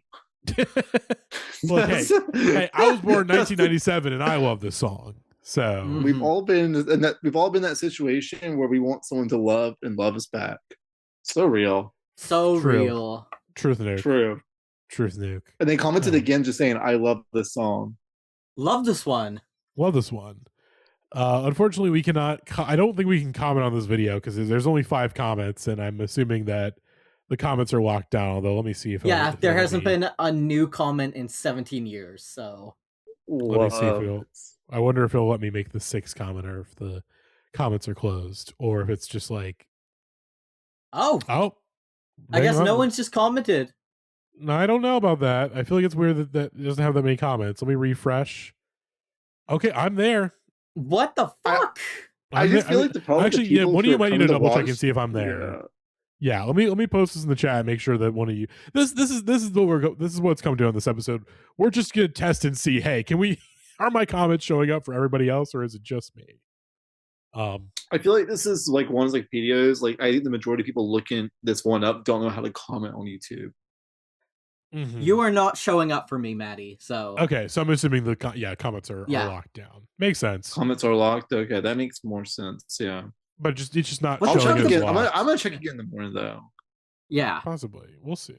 But yeah, I like, again, good fun. Again, this is for a crooner song. This is the platonic ideal of like a 50s crooner song. Like, again, really good voice, good subject matter. Like, not whiny. Like, although he definitely sounds a lot like Elvis. You could definitely tell he's like trying to hit some Elvis voice affectations, but like doing it in a way that's a little more respectful. Because it's like there's a little bit of Elvis, but also just like the general like teen idol stuff. Like, doesn't sound that different like the Frankie Avalon stuff, you know?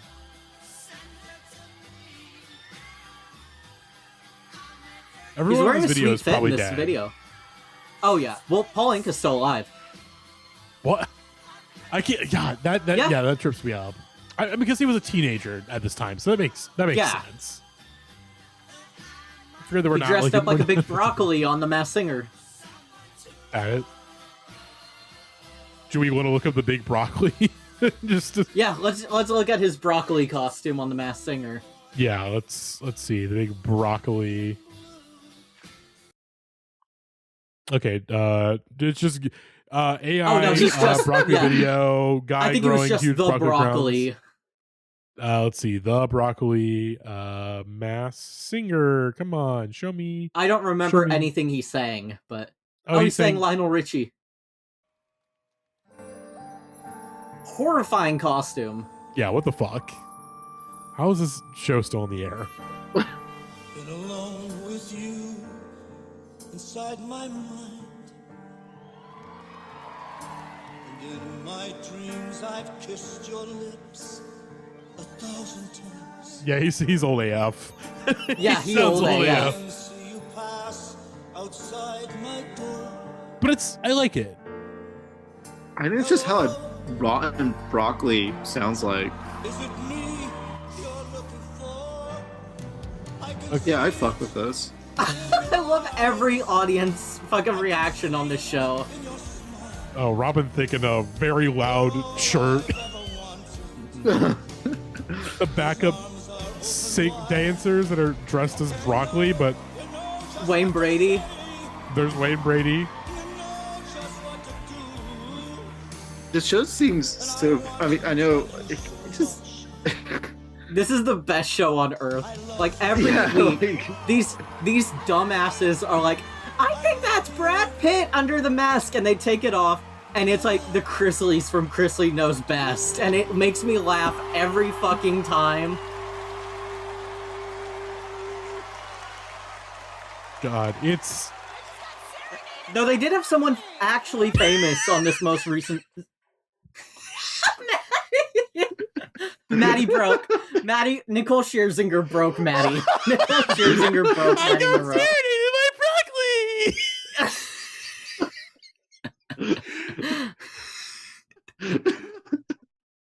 We need a revolution now. American capitalism needs to come to a fucking end.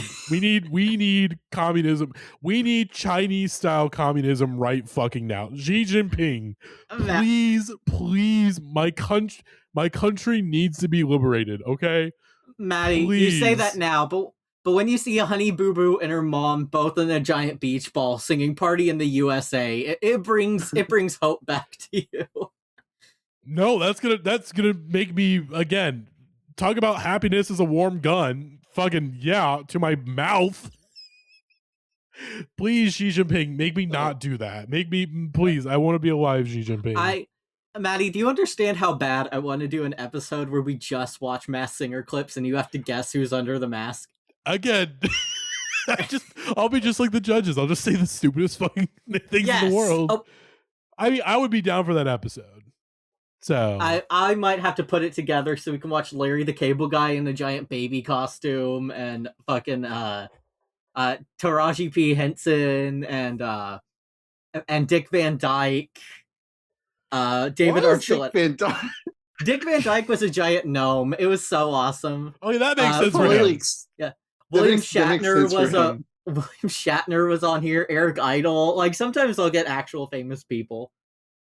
Oh my Who's done it better, Broccoli or Glowing? Whatever. I think the other one that they mentioned was I believe that was Shaggy of It Wasn't Me fame. Okay. Oh, and of course the mushroom who is Aloe Black. Okay, Jay Farrow is here for some reason. This is Ringo Starr. You heard All right, and everything full circle. Full circle moment. Ringo. Like, I'm sorry. You could not mistake Ringo Starr for anybody else. Ringo, for better or worse, has one of the most recognizable voices in the world. I know. There's nobody else that sounds like Ringo Starr. He was riding the back of the car. He goes to see the Big Cheese. The Big Cheese was Frank Sinatra. Wow. That night, he wrote My Way. Wow. I think it was the legendary Mr. Pauling. Oh, Robin Thicke got it. I was gonna say, like, all right, like a producer fed him that line, but I do think that, like, I do genuinely believe that Robin Thicke knows his history and was like, yeah, that is Pauling. Yeah. Would you believe that Robin Thicke and Nicole Scherzinger are the only ones to ever get it right, usually, because they actually know shit about music? Yeah. That's unsurprising. Yeah. Neil Sedaka. He was best friends with John Lennon. I know. I love that. Right? So I'm going with Neil Sedaka. Yeah, Neil Sedaka. Everyone remembers Neil Sedaka. He had like one hit in the 70s called Bad Blood. I thought it was Al Roker. But my black meter didn't go off. My black meter. Jesus Christ. Voice, I'm going to say that it's Paul Simon. Paul Simon? What? No! Older than a microwave. Oh my God.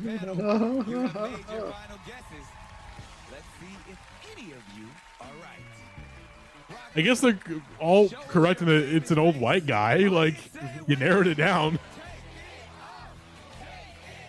Take it off. Take it off. Take it off. Take it off. Take it off. Get off.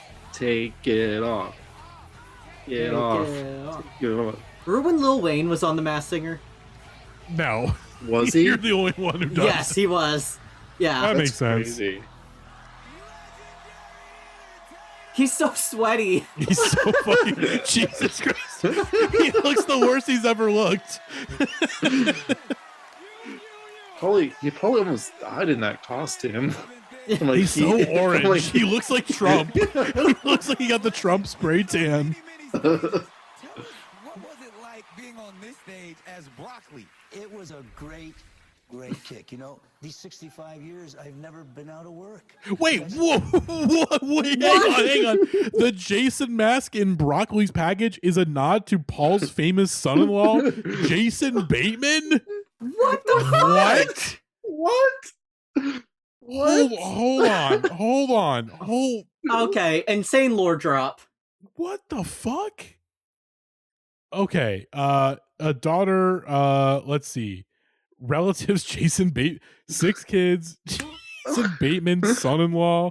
Married to Amanda Anka, married in 2000. What the fuck? Okay. That's crazy. That's crazy. That's Oh my insane. God, that's so sick. What the fuck? I bet you Paul Anka like rewatches the rest of the film every year to support Jason's career. God, but he bought all the DVDs. Oh my God. He actually owns the DVDs. He even owns the fourth season on DVD. God. No. God, that's shit. insane lore, honestly. God damn. Do we have a video, Val? But I feel like that suffices. I do have a video. Right, I do have a video for us. Let me grab it real quick. It's Jason Bateman doing the stinky leg. It is not Jason Bateman doing the stanky leg. So we just watched John doing the stanky leg in Best Buy, and this is a short one, but I feel it raises a very important question that we need answers to. I watch this video a lot. I think I'm the only person that keeps coming back to watch this video just because it's very funny specifically to me. But I guess it raises a good question, and we need to find out, was Diddy behind Trevor Moore's death? Okay, let's find out. Popping again. Yes, my video about Trevor Moore is popping once again. A year later, like this video, the comment that this video is on is from a year ago when my old video about Trevor Moore popped randomly out of nowhere. Now it's been popping up randomly again.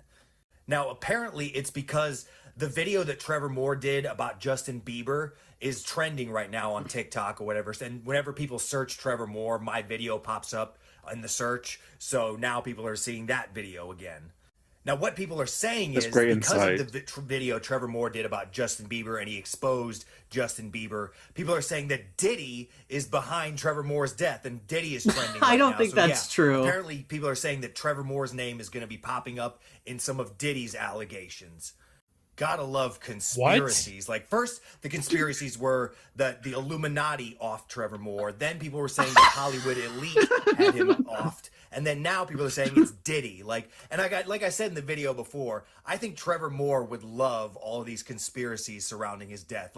Because he was big on conspiracy theories. So I think this is what Trevor would have wanted. Fuck are you talking? God, I miss Trevor Moore. Like, for those of you not familiar with Trevor Moore's work, go on YouTube and watch some of his comedy music videos. It's epic, hilarious. And also his comedy troupe, The Whitest Kids You Know, you can see that, like, all the episodes on Tubi right now. Check out The Whitest Kids You Know. It's hilarious. Literally, hands down, like, the best sketch comedy group since Monty Python. It's epic.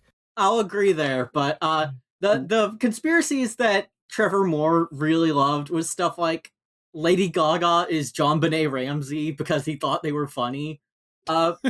So to this man's conspiracy that Diddy off Trevor Moore, I would just like to raise the fact that Trevor Moore is one of my favorite comedians. Whitest Kids You Know is one of my favorite shows ever.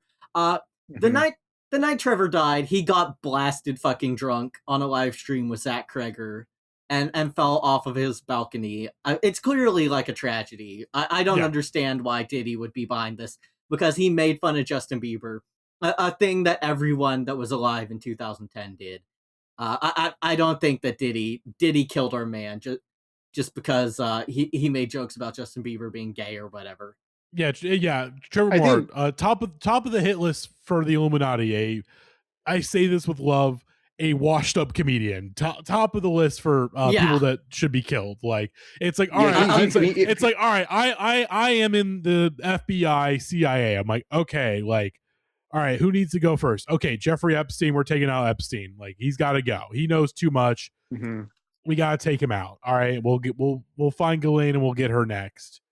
All right, next on my list, Stan Chera. We'll get Stan Chera next because, you know, Trump remembers him, and so we'll make Trump sad because we're the FBI and we're gonna actually under Cato Trump or whatever the fuck. I don't give a fuck. I don't care. Then next up, Trevor Moore. That's who we're taking out next. Is Trevor Moore. A man whose TV show ended over a decade before his death. With love to Trevor. It's like what if the Illuminati was targeting the Doughboys? Is kind of like where that conspiracy is, you know? Oh god, like I don't know. I mean, Trevor Moore was producing his Disney Channel shows. You know, That's true. Maybe Mickey Mouse was wanting him gone. Maybe Trevor Moore asked for a raise. Yeah, after his catastrophe with the Disney Channel Halloween dance party, the mouse wanted Trevor dead. Yeah. Also, exactly. it kind of pisses me off. This dude did not mention Miss March. That's true. Yeah. I think he just did like a random Google search. And was like, okay, Trevor Moore isn't the wise because that. I'm just gonna say that. Mm-hmm. God, what the fuck? Like, it's like people who think that I Want to Kill the President video is like serious or something. I don't understand how these people could like watch Wise Kids, and not get the joke. But I find it very funny that there's like conspiracies about Trevor Moore, a man who loved to get blasted on Twitch and say that his death was like a conspiracy. I will say, unironically, he probably, again, if he's up there in the big great sky, I do actually agree with the sentiment that like he would probably love that he would think that the CIA killed him. Like he would be like, yeah, that's sick. Like I love that people think that. Of course, we do all know that Trevor Moore did die trying to suck his own dick. Like of that course. Is confirmed. Yeah, of course. I mean that's the reality of it. Mm-hmm. Speaking of people who died in humiliating ways, it's time to talk about our favorite guy. Yes, back to Elvis once again with a big hunk of love, which is of course also on this Billboard thing along with Kansas City. Yep, along with Kansas City, and right after Kansas City. Big hunk of love on this Billboard top rock and roll hits. How is this not the first Elvis hit? Like, this is so much more primitive than Jailhouse Rock or really Don't Be Cruel or like any of the Elvis songs we talked about, except for maybe Hound Dog. Like, this feels like the first rock song ever written. Yeah, I will say, like, I was talking about Frankie Avalon early in the episode, being like, I love how like lo-fi it sounds. This is kind of the opposite of like this sounds like shit. Like this sounds terrible. Yeah. It's this sounds like the OG mix of Replacement's Tim. Yeah. Like it was mixed by a deaf person. Like a deaf person probably recorded this for Elvis. Yeah. Mm-hmm. Like this sounds like shit. Yeah, that's like my first impression of this because like I feel indifferent towards Elvis's music. Like I think Elvis is probably one of the greatest rock stars of all time, but I don't care about his music. I'm just like whatever. This sounds like shit for an Elvis top hit. No, this is definitely not one of his best. Yeah, we've discussed much better Elvis songs, both just from pure songwriting, but also just like recording. Like I gotta assume they're like, oh fuck, like okay, we just gotta hit the vaults. Because he's still in fucking Germany, so yeah. All right, he's got this in the vault. We'll put it out. Keep him relevant for a little bit longer while he does his deployment, and then comes back and everything will be good again.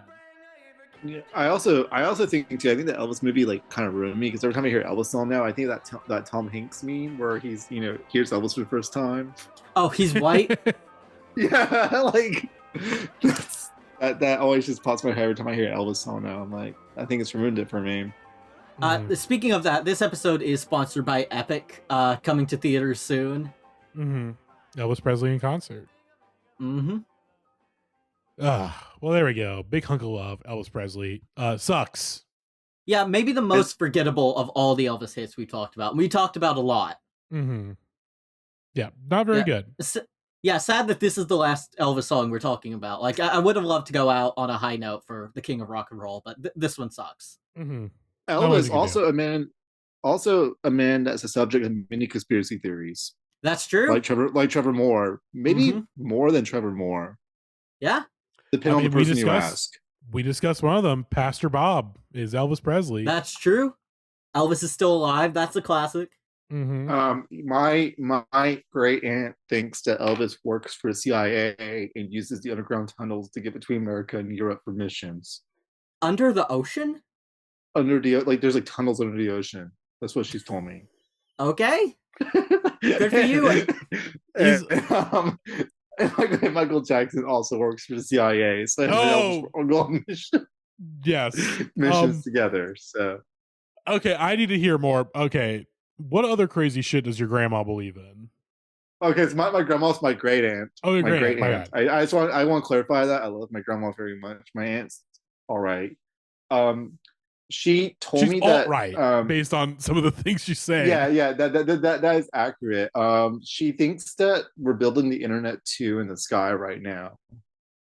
Why do we need the internet 2? Internet 2 just dropped. Internet 2 just dropped.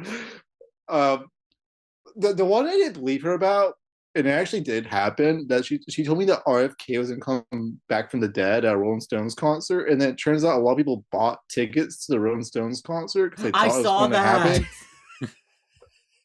Like when she told me this, I didn't think it was real, and then like 2 months later, it actually actually happened. Well, RFK didn't come back, but like people went to the show thinking it would happen. Yeah. Oh my God, that's incredible. Jesus Christ. I'm learning so many things today. Stan the internet 2. When that shit comes out, we're going to be the first podcast on it. We're going to hop on the train early. So be sure to subscribe to the Patreon now, so you're on that train as well. Yeah, get in early. Exactly. Matty, I have a video for you. Okay. I hope you enjoyed this video. Elvis is a guy that not only famous for his music, but famous for his dancing. So that's why I'm sending over this video. Best Buy due to Stanky Leg. Stop with the fucking Stanky Leg videos. Jesus Christ. How is there so many? Matty, this isn't even half of them. Oh, they're actual employees. Yes. I guess it's nice that also, we have they're not this filming time. their goddamn legs. But I like this video because it's just a powerful view of male friendship. I would say Martin Luther King Jr. had a dream, and this is the dream. It's this, yes. Yeah. Go ahead, Sully. Do the stanky leg. Do the stanky leg. Do it. There you go. He's crushing it. I like that he's covering his nose when he does it, like it's stanky. Exactly. I would say this is Guillermo from What We Do in the Shadows Origins. Yes! You can rock with it. This one's actually kind of cute. Yeah, that's cute. This is my favorite of them. This is just a testament to male friendship. That'd be me after selling the PlayStation 3 at launch in 2006. Oh, they say the name of the store. Best Buy employees at store 573. They're just doxing themselves. Okay. Yeah. Let's see where they are. Best Buy To be fair, that store probably isn't open anymore. Let's see. This is in at least based on the school search in Barboursville, West Virginia. So wow, it's still open. It's still open. That's crazy. I mean, not much else going on in Barboursville or Huntington, West Virginia. So there you go. We should ask if they're still there. Yeah, like, hey, you guys still work at? Hey, you guys still work at the Best Buy? No, I don't want to. I don't want to comment that. If I was a customer, I would join in. Sub. Yeah. Oh yeah. God. Solely. Oh my God. One of the guys seen Solely go up. Yeah. Comment. Solely looks like the dude from Drake and Josh. You mean Josh? Josh? Not really sure who else it could be. Yeah. Oh yeah, there's someone who commented on this 5 years ago with a bunch of laughing, crying emojis and a rose and a heart, and it was liked by the person. Seeing emojis on videos this old always kind of it feels wrong. It's like when you see Baroque style stuff in a Victorian set period piece, like that shouldn't be there. Yeah. There should be no after a certain point, every YouTube should be almost archived. You can't comment after a certain couple of years unless you turn it back on. Hey, yeah, people can comment on this old video.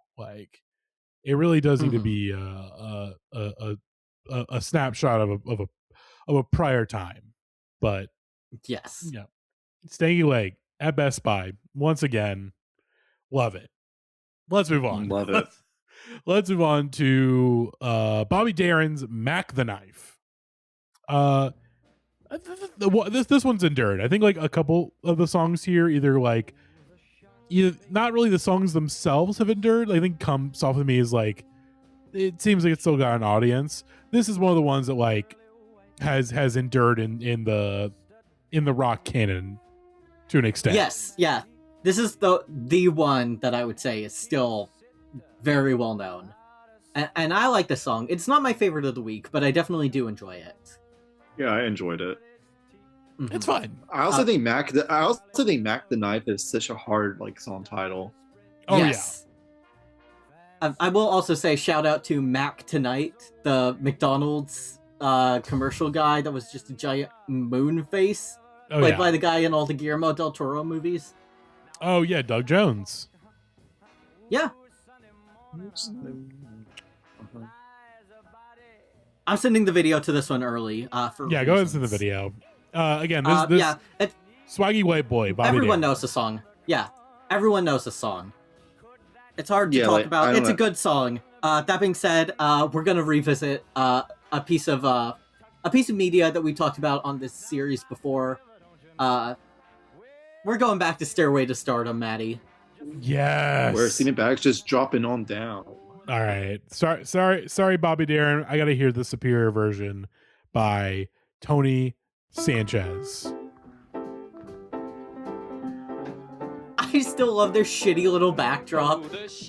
He looks high as fuck. His eyes are so watery. Also, he's just so sweaty too. Like, I love the pathetic trumpet on this.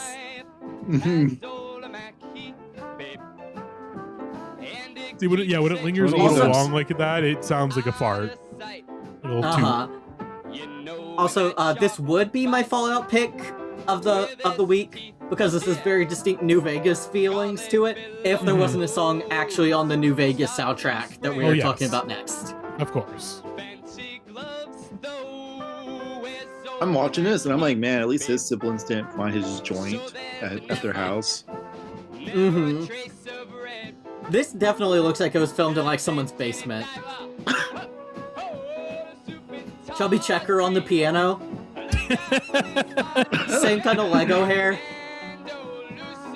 The trumpet player is like hunched over. He wants to fucking die. I love the public broadcasting channels a lot. Mm-hmm.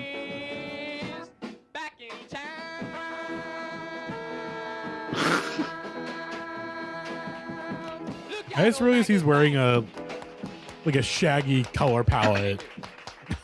He is. He's just like Shaggy. But like Shaggy if he worked as like an IT guy.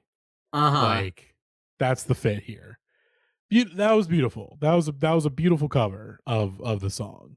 God, liked it. Good stuff, Tony Sanchez. You are a king for that one. But I hope you're not dead. Yeah, I hope you're not dead. Again, looking at that video, it's like, oh man, you are clearly going through something, man. The sweating in the eyes. Well, to be fair, most of the people on fucking Stairway to Stardom are sweaty as fuck. It's like it's like the Eric Andre show, how they turn the heating up to like such a high level to make them uncomfortable. True. But that's just because air conditioning was not normalized yet in New York City. I gotta be so honest too. Going back to the Bobby Darin version, he sounds like Tony Sanchez, just with better backing. Yeah. I was gonna say this version sounds like the recorded version, and then the Tony Sanchez version sounds like the demo that he recorded with like MIDI instruments on his computer. Yes. I also kind of like this song because it's just like a list of people you don't know. Mm-hmm.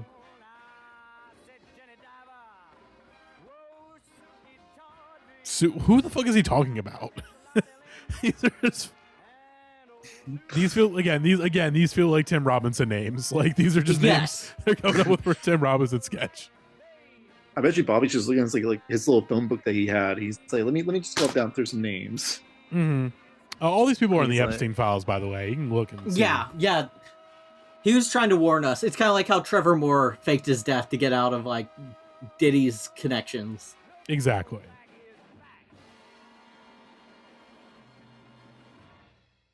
There we go. Mack the Knife.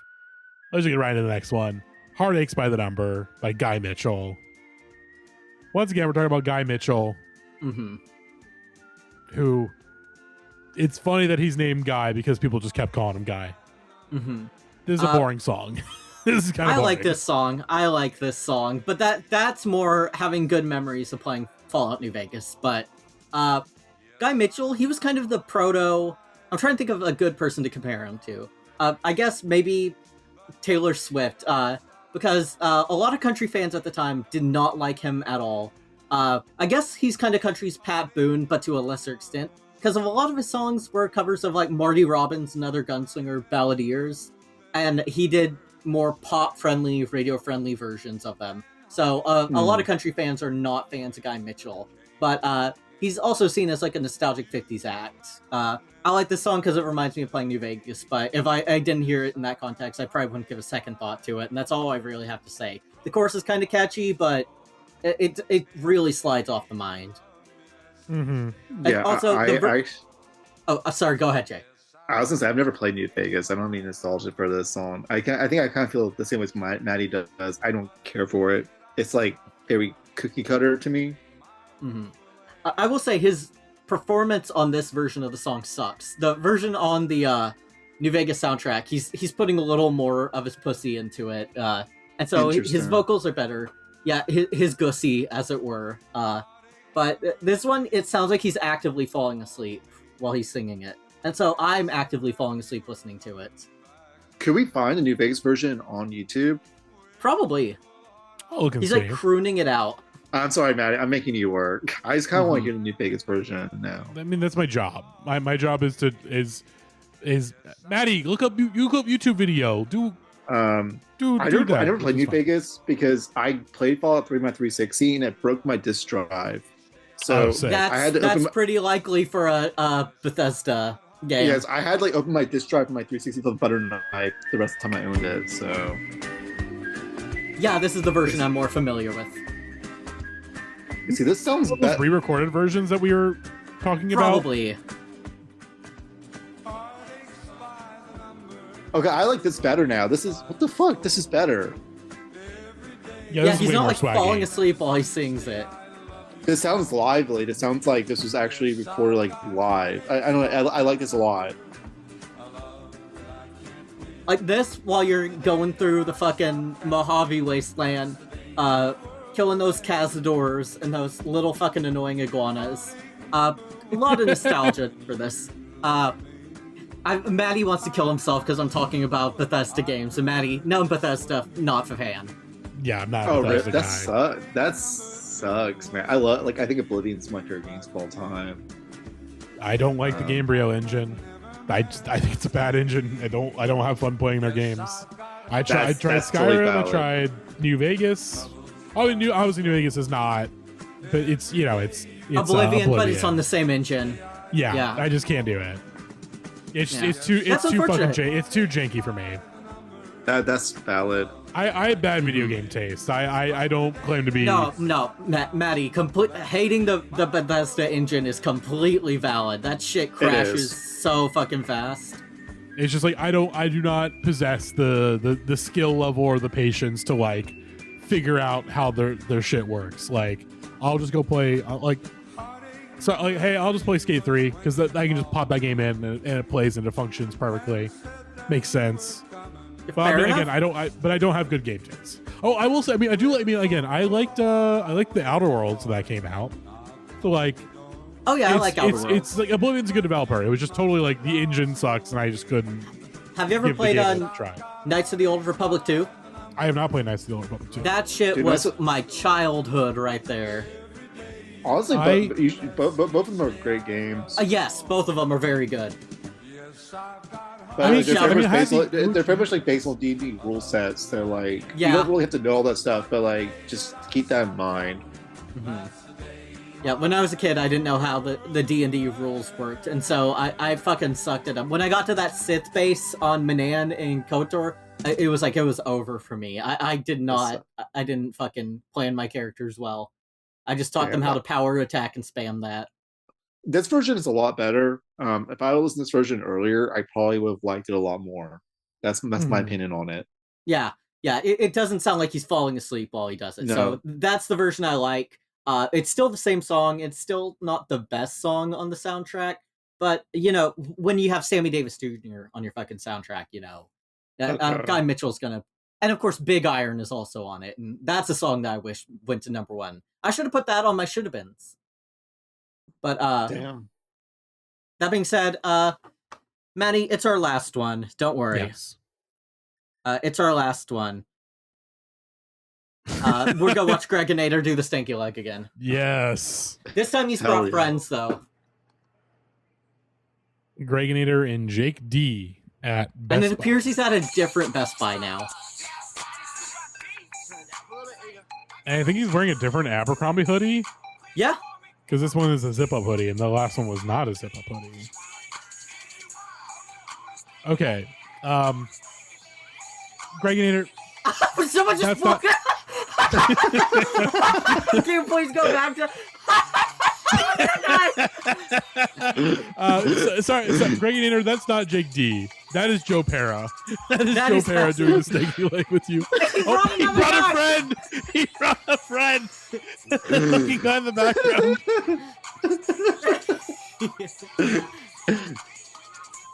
Look, I wanted to with our last stinky leg of the night to be a celebration of friendship.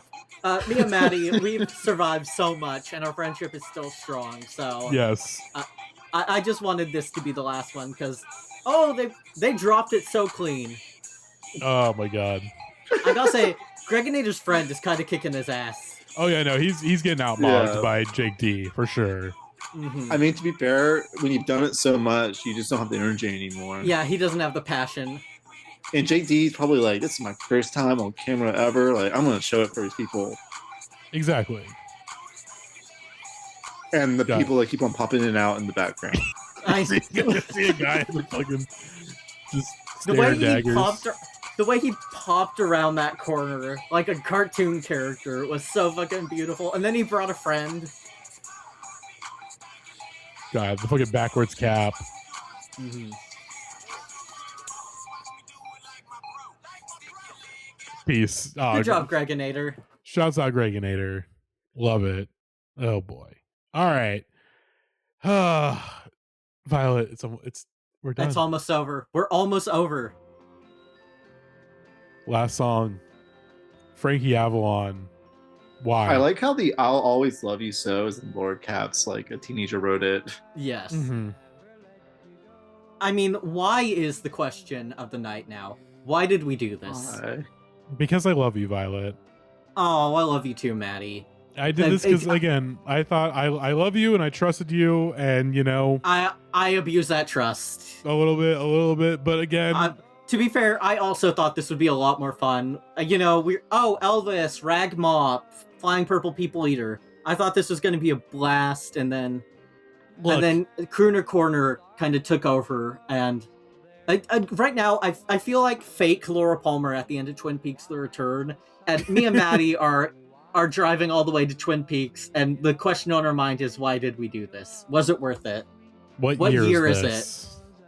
I think the thing I've learned from listening to the local oldie station a lot, because they play a majority 50 stuff and some 60 stuff. Is a lot of 50 stuff sucks. Yes. You get one great song out of 20 bad ones. Mm-hmm. Yeah, again, the thesis of the series is do not let anyone tell you that this was a better time for music or just life in general. It's not good at all. No, not at all. But this song is good. I do like the song. The 60s white this decade music so easily, in the first year alone. Yeah. Again, all this shit outmogged by 4 Liverpudlian boys in 4 years time. Mm-hmm. All we needed was 4 little twinks from Liverpool, and music kind of got awesome. Mm-hmm. And obviously Chubby Checker. Yes, of course, we love Chubby.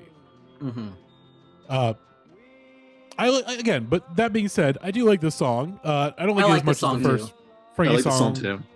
But again, it's got that haunting, ghostly vibe to it that is very Cindy Lee. I think this might be my David Lynch pick of the week. Oh yeah, this is definitely the Lynchian pick of the week.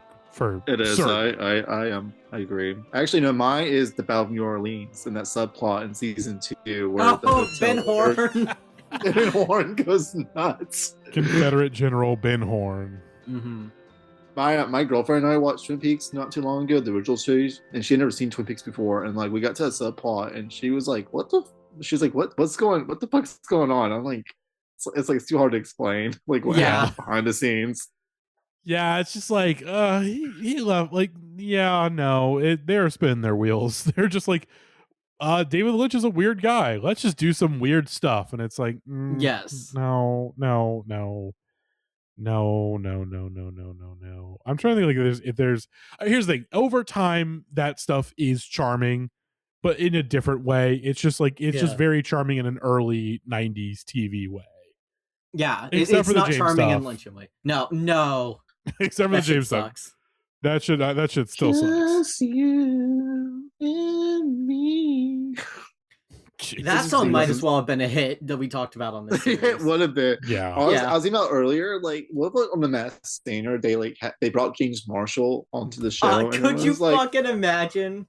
Everyone's like, man, that might be Sean Lennon behind that mask. And they pull it out. It's like it's James Marshall. I would fucking love that. Like, honestly, sometimes I think who from Twin Peaks would be the most likely to do the Masked Singer. And honestly, most of the time it's like washed up, vaguely right-wing celebrity. So my brain is going, it's got to be Sherilyn. It's got to be Sherilyn Fenn would show up there. But oh yeah. That being said, Matty, as an apology for this horrible series, I brought my favorite YouTube video of all time, genuinely, as our finale here. It's no one doing the stanky leg. Okay. We haven't watched this on the series before. It's kind of a famous video. I don't think it's like super famous though. So if you've never seen it, you're in for a treat. Okay. Are you familiar with the MTV2 show Wonder Chosen? Of course. Okay. So here's a preacher getting mad at it because he thinks it's a kid's show. Okay. I don't know if I've seen this video, but I am aware of it. Describe yourself in one word or less. What's this? This is daytime shows for children. Now what I'm going to tell you tonight, you will be shocked out of your seat. Daytime show for children as he's paused on TVMA. The fact that he's in silhouette, it's like a fucking episode of Mystery Science Theater 3000. Yes.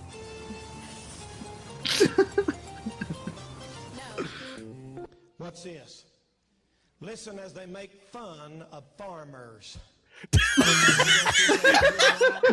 Vocal stem unlocked. Make fun of farmers. Have we got this bad off? What? It's about some kids who visit a farm. I won't take time to show you the whole cartoon, but it winds up with God committing suicide. I want you to watch what they do. We got to go to a farm. Farms are America's backbone. Farmers are America's dumb bone. Farmers are America's dumb bone. Little brats wouldn't have a bite to eat. Somebody wouldn't have to farm. He's so fucking mad at. Hey man! Parents were happy to see us. We were happy to see them. So we can stop. What's this? They said we were happy to see our parents so we could sacrifice them in the holy name of Lord Crondor. They sacrificed them. What's this? Sacrifice them in the dark holy name of Lord Crondor. See that again. Watch this. We were glad to see our parents. See that again. Watch this. Our parents were happy to see us. We were happy to see them. He sounds like fucking Kevin Costner and JFK, dude. Back and to the left. Let's burn our parents to death. Boy, what entertainment for a little boy and girl. That's what happens when you spend time with God. Listen. Listen carefully. And that's what happens when you spend time with God. What? And God has blown up the earth, and they're trying to get him to put it together again. Watch it and weep, child of God. Why did you blow up the earth? Why did you blow up the earth? I didn't like the way you Listen to God talking to him. was keeping the black man down. The earth back together. Oh, sorry, I'm a little hungry. I'll never put the earth back together again. I need the space to open my theme restaurant called Rock, Paper, Scissors, and Shrimps. Oh, okay, tell you what. Let's do rock, paper, scissors for the fate of the earth. Now watch. He says, God, let's do rock, paper, scissors for the fate of the earth. Yeah, I just watched the fucking show, man. To put the earth back together. Dumbass. And watch who loses and watch what they say. Let's do it, Chelsea. Fucking spoiled. Wait, isn't this just David versus? Isn't this just like David versus Goliath? Yeah. Rock, paper, scissors. You lose, loser. Look, the earth is back. Did you hear him call God a loser?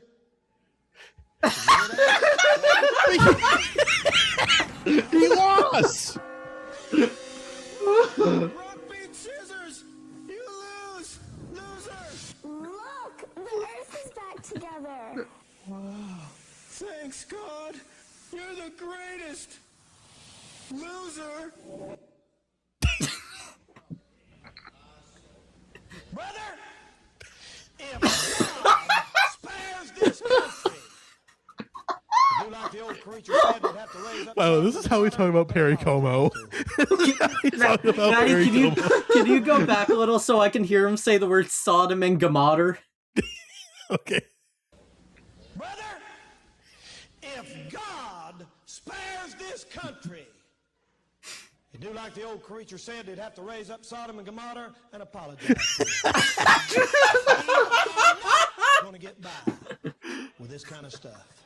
You're in the last days. If you're not saved, you better get saved. You teenage girls, you say, I ain't never seen or heard nothing like this in my life. You ought to thank What? God He's brought you in here tonight so your eyes can be open and you can hear the truth and get a chance to get your heart right. He could come before we walk out of this place tonight. Oh yeah, he can definitely come before y'all walk out. Yeah. It feels terrible. It's not so, but God, no, it's... Now God's going to commit suicide. Watch. Spoilers. Watch. It's not so bad, God, no. I'd hate to watch TV with him. God. Oh no. It's like the worst. It's like the worst kind of old person to watch a movie with. For like, they're like, "Who's that? What's this? What's happening? What's happening?" It's like, watch the fucking movie, dude. Okay.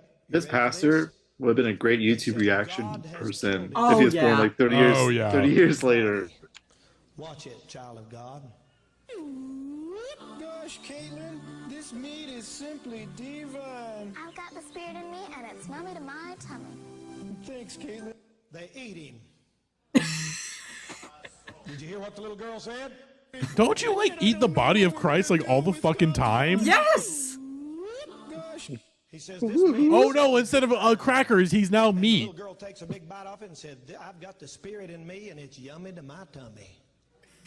Watch. Caitlin, this meat is simply divine. I've got the spirit in me, and it's yummy to my tummy. Thanks, Caitlin, for making me a believer. Now I believe I'll have another bite. Everything worked out great. Everything worked out great while they eat God's body. Watch it. Today's Wonder Chosen was brought to you by Ladies Godtastic God Sauce. Whitey's God Sauce.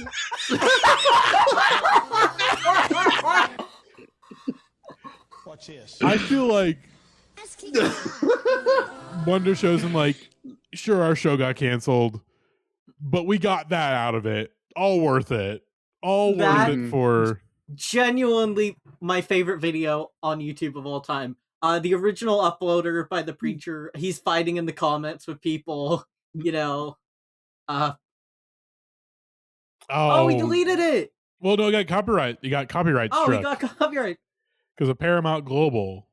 So... God, sounds like you might want sounds like you might want to rip this video just in case. No, I mean it's for the time being, 4 it's years. safe. Has not been taken down just yet. But Violet, I would download just in case. And yeah, I have to save this. Here from wait, hold on. Did Machine Girl sample this? What? So one of the comments said "Here from Machine Girl." What? Yeah, go down. Go down. I think it's "Here from Machine Girl." Just look at the reply. Here from Machine Girl. This is daytime shows for kids. Hang on, maybe Machine Girl like posted on like their Instagram or something. Maybe. Like, possibly, or it's sampled on a new song, and I'm not aware. Yeah, I haven't listened to I haven't listened to like a new Machine Girl song in so long, but like now I might spend a day at work next week just trying to figure out if they actually sampled it. Mm-hmm. Yeah. Brother. If God The loser. spares this country, you do like the old creature said it. Okay, Violet, this guy, my Cajun Matty voice is not too indifferent. No, this is Cajun Matty evolved. Oh my god. What if you put Cajun Matty and Baby Billy in a blender? Oh my god. I bet this pastor listened to Battle of New Orleans a lot when it came out. Oh, absolutely. Oh, for sure. For sure. Oh my god. That Violet, that's an incredible video. Holy shit. I'm That's so incredible. glad you like that. Yeah, this is my favorite I'll have to video save ever. it. Yes. Yeah. It's so fucking good. Oh my god. Well, folks, that's it. We did That's it. The We 50s survived. are over. We're going into the 60s now. Mm-hmm. Shagadelic or Nothing whatever. bad Matty's shaking his head. happens. Matty's shaking his head. I'm not shaking my head because like we're not gonna Jay, we're not getting to it for a while, but eventually I know you're not. I would It was a like to get to the joke. 60s eventually. Yeah. I would like to get there eventually, but for now that'll be it, except for one more thing. As mentioned early in the episode, we will have a live stream planned sometime in early March. As soon as we get a date on the books, we will let you all know when that's happening, and what charity we may be raising money for. Although honestly, Violet, I'm gonna be real as fuck with you. Part of me is just like, all right, time to just take the series out back like Old Yeller and just put it down. I know. Yeah. No live stream, just like let's just forget this happened. We'll was see. We'll this see was a how we non-canonical feel event. after a few weeks of doing like episodes we're actually excited for. We'll see if we actually do the series or the live stream. Yeah. There are some videos I'm very excited for, but if all fucking fails, I'll just put them in the Discord or whatever. I do have some things I want to plug at the end of this episode. Yes. If you are an employer in the state of Texas, hit me up. I'm still unemployed. I'm down to $40 and I would like a job. So hit me up, slide into my DMs if you are unemployment or if you have an employment opportunity. Even if you're Raytheon, I'll leave you on red or whatever. Shout out to unemployment. But aside from that, I would like to plug I would like to plug the MTV2 show Wonder Chosen. Very funny and as we all know now, an actual problem in the eyes of God. And I would like to plug the Good Directions Film Festival coming soon. Yes. And that's all I have. Yeah. Again, obviously keep listening to the Indie Hits podcast. Subscribe to the Obscurity Knox newsletter. Gonna try to do more stuff on there this year. Put out, of course, I put out a bonus episode before the end of January. Literally the last day of January. Put out a bonus radio show, doing a redo of my 2016 Album of the Year list. You can read it on obscurityknox.substack.com or listen to the radio show version by supporting us on Patreon for $5 a month or more. So that's really all I got. Jay, you got anything you want to plug? I have nothing personal I want to plug. Maybe if I'm back on for a later episode, I will have something to plug. Music wise, I'm gonna sound very old saying this because I'm 32. I think the Xavier So Bass album is my favorite album of the year so far. So if you like underground, quote unquote underground rap, listen to that. Hell yeah. Besides, yeah, I feel so old listening to it. I'm probably out of the age range to listen to it, but I love it. So Again, you're one of the unks, and that's okay. Every fan base needs their unks. They do, for the better or worse. If you like skate videos, watch the sci-fi fantasy video Endless Beauty. I've been watching that a lot lately. It's amazing. So that's it, really. Yeah. Listen to the Beatles. Underrated band. Listen to the Beatles. Yeah. Listen to the Beatles. Listen to Paul McCarthy solo stuff and the Weens. Some of it, not all of it, but some of it. Mm-hmm. I can't believe our final thoughts on the 50 series is listen to the Beatles, but also I can because we've listened to the Beatles. All right, yeah, listen to the Beatles. Don't listen to Dragonette. Don't listen to that. That's the worst song we talked about by far on the series. I don't think it's. I don't know if close. I can even count it as a song. If we're doing songs, it might be "Let Me Go, Lover," but that is the worst. Maybe the worst thing we've ever talked about on this series. It's just so unfunny. Maybe just on the podcast in general. Yeah, on the podcast in general, I might have to agree with you on that. That shit. That was like a time prison. Yeah, I mean, there's probably. I mean, obviously, like, oh God, the goddamn scene stuff was pretty bad, but yeah, no, I think at least the scene stuff, you can point at it and laugh at it. You can't do that for Dragonette. It is just like fucking nothing. What would you say is your top 3 of the entire series, though, Maddie? Ooh, top 3 of the series. This is just no order off the top of my head. I also honestly I would put Venus in the top 3. But just there's something about that that's really really appealing to me. To Know Him Is to Love Him is pretty fucking great. I really, really do love that one. What about Western Wind? Oh yeah, Western Wind, that one's fucking great. Western, yeah, you know what? Western Wind, To Know Him Is to Love Him. Frankie Avalon was it Venus. There's probably like an Elvis song that I Hound Dog is great. I love Hound Dog. That's a great song. That'll Be the Day is a great song. Love that one. I think mine. I'm setting it. You Send Me is my number 1. Shout out Sam Cooke. Yep. Number 2, I'm gonna have to go with. I think number 2 has to be "Come On to My House" by Rosemary Clooney. That's a fun one. That's one when I was talking about the series with my coworker, she was like, "Oh, I love that. I love that song." Yeah, that one's a lot of fun. And then number 3. Part of me wants to say That'll Be the Day or All Shook Up, but I have to go with Flying Purple People Eater. Like that song is a childhood classic. But there is some good stuff that we talked about, mostly in the later episodes, but this was a mistake. This is a mistake. This is we found non-canon Indie Head series. We're decanonizing it right now. Yeah. The only thing that'll continue to be canon is all the Day the Music Died jokes. Yes. Day the Music Died, a Telltale game. Heated Rivalry, but it's the Day the Music Died. Shit like that. Mail in Preg Big Bopper. That's canon still within the Indie Heads podcast. Speaking of about that, we're about to miss our flight, Maddie. Me, you, and Jay, we got to get on that flight to Clear Lake. Yeah. Oh, we do. Yeah, we do. Yeah. Shit. Yeah. So I'm not back for that. Yeah, and I think I have a cold, so that definitely is going to make this kind of a shitty flight. Mm-hmm. Yeah, I'm excited. And I think I'm male pregnant, so I think we. Oh no! We just gotta get on that plane.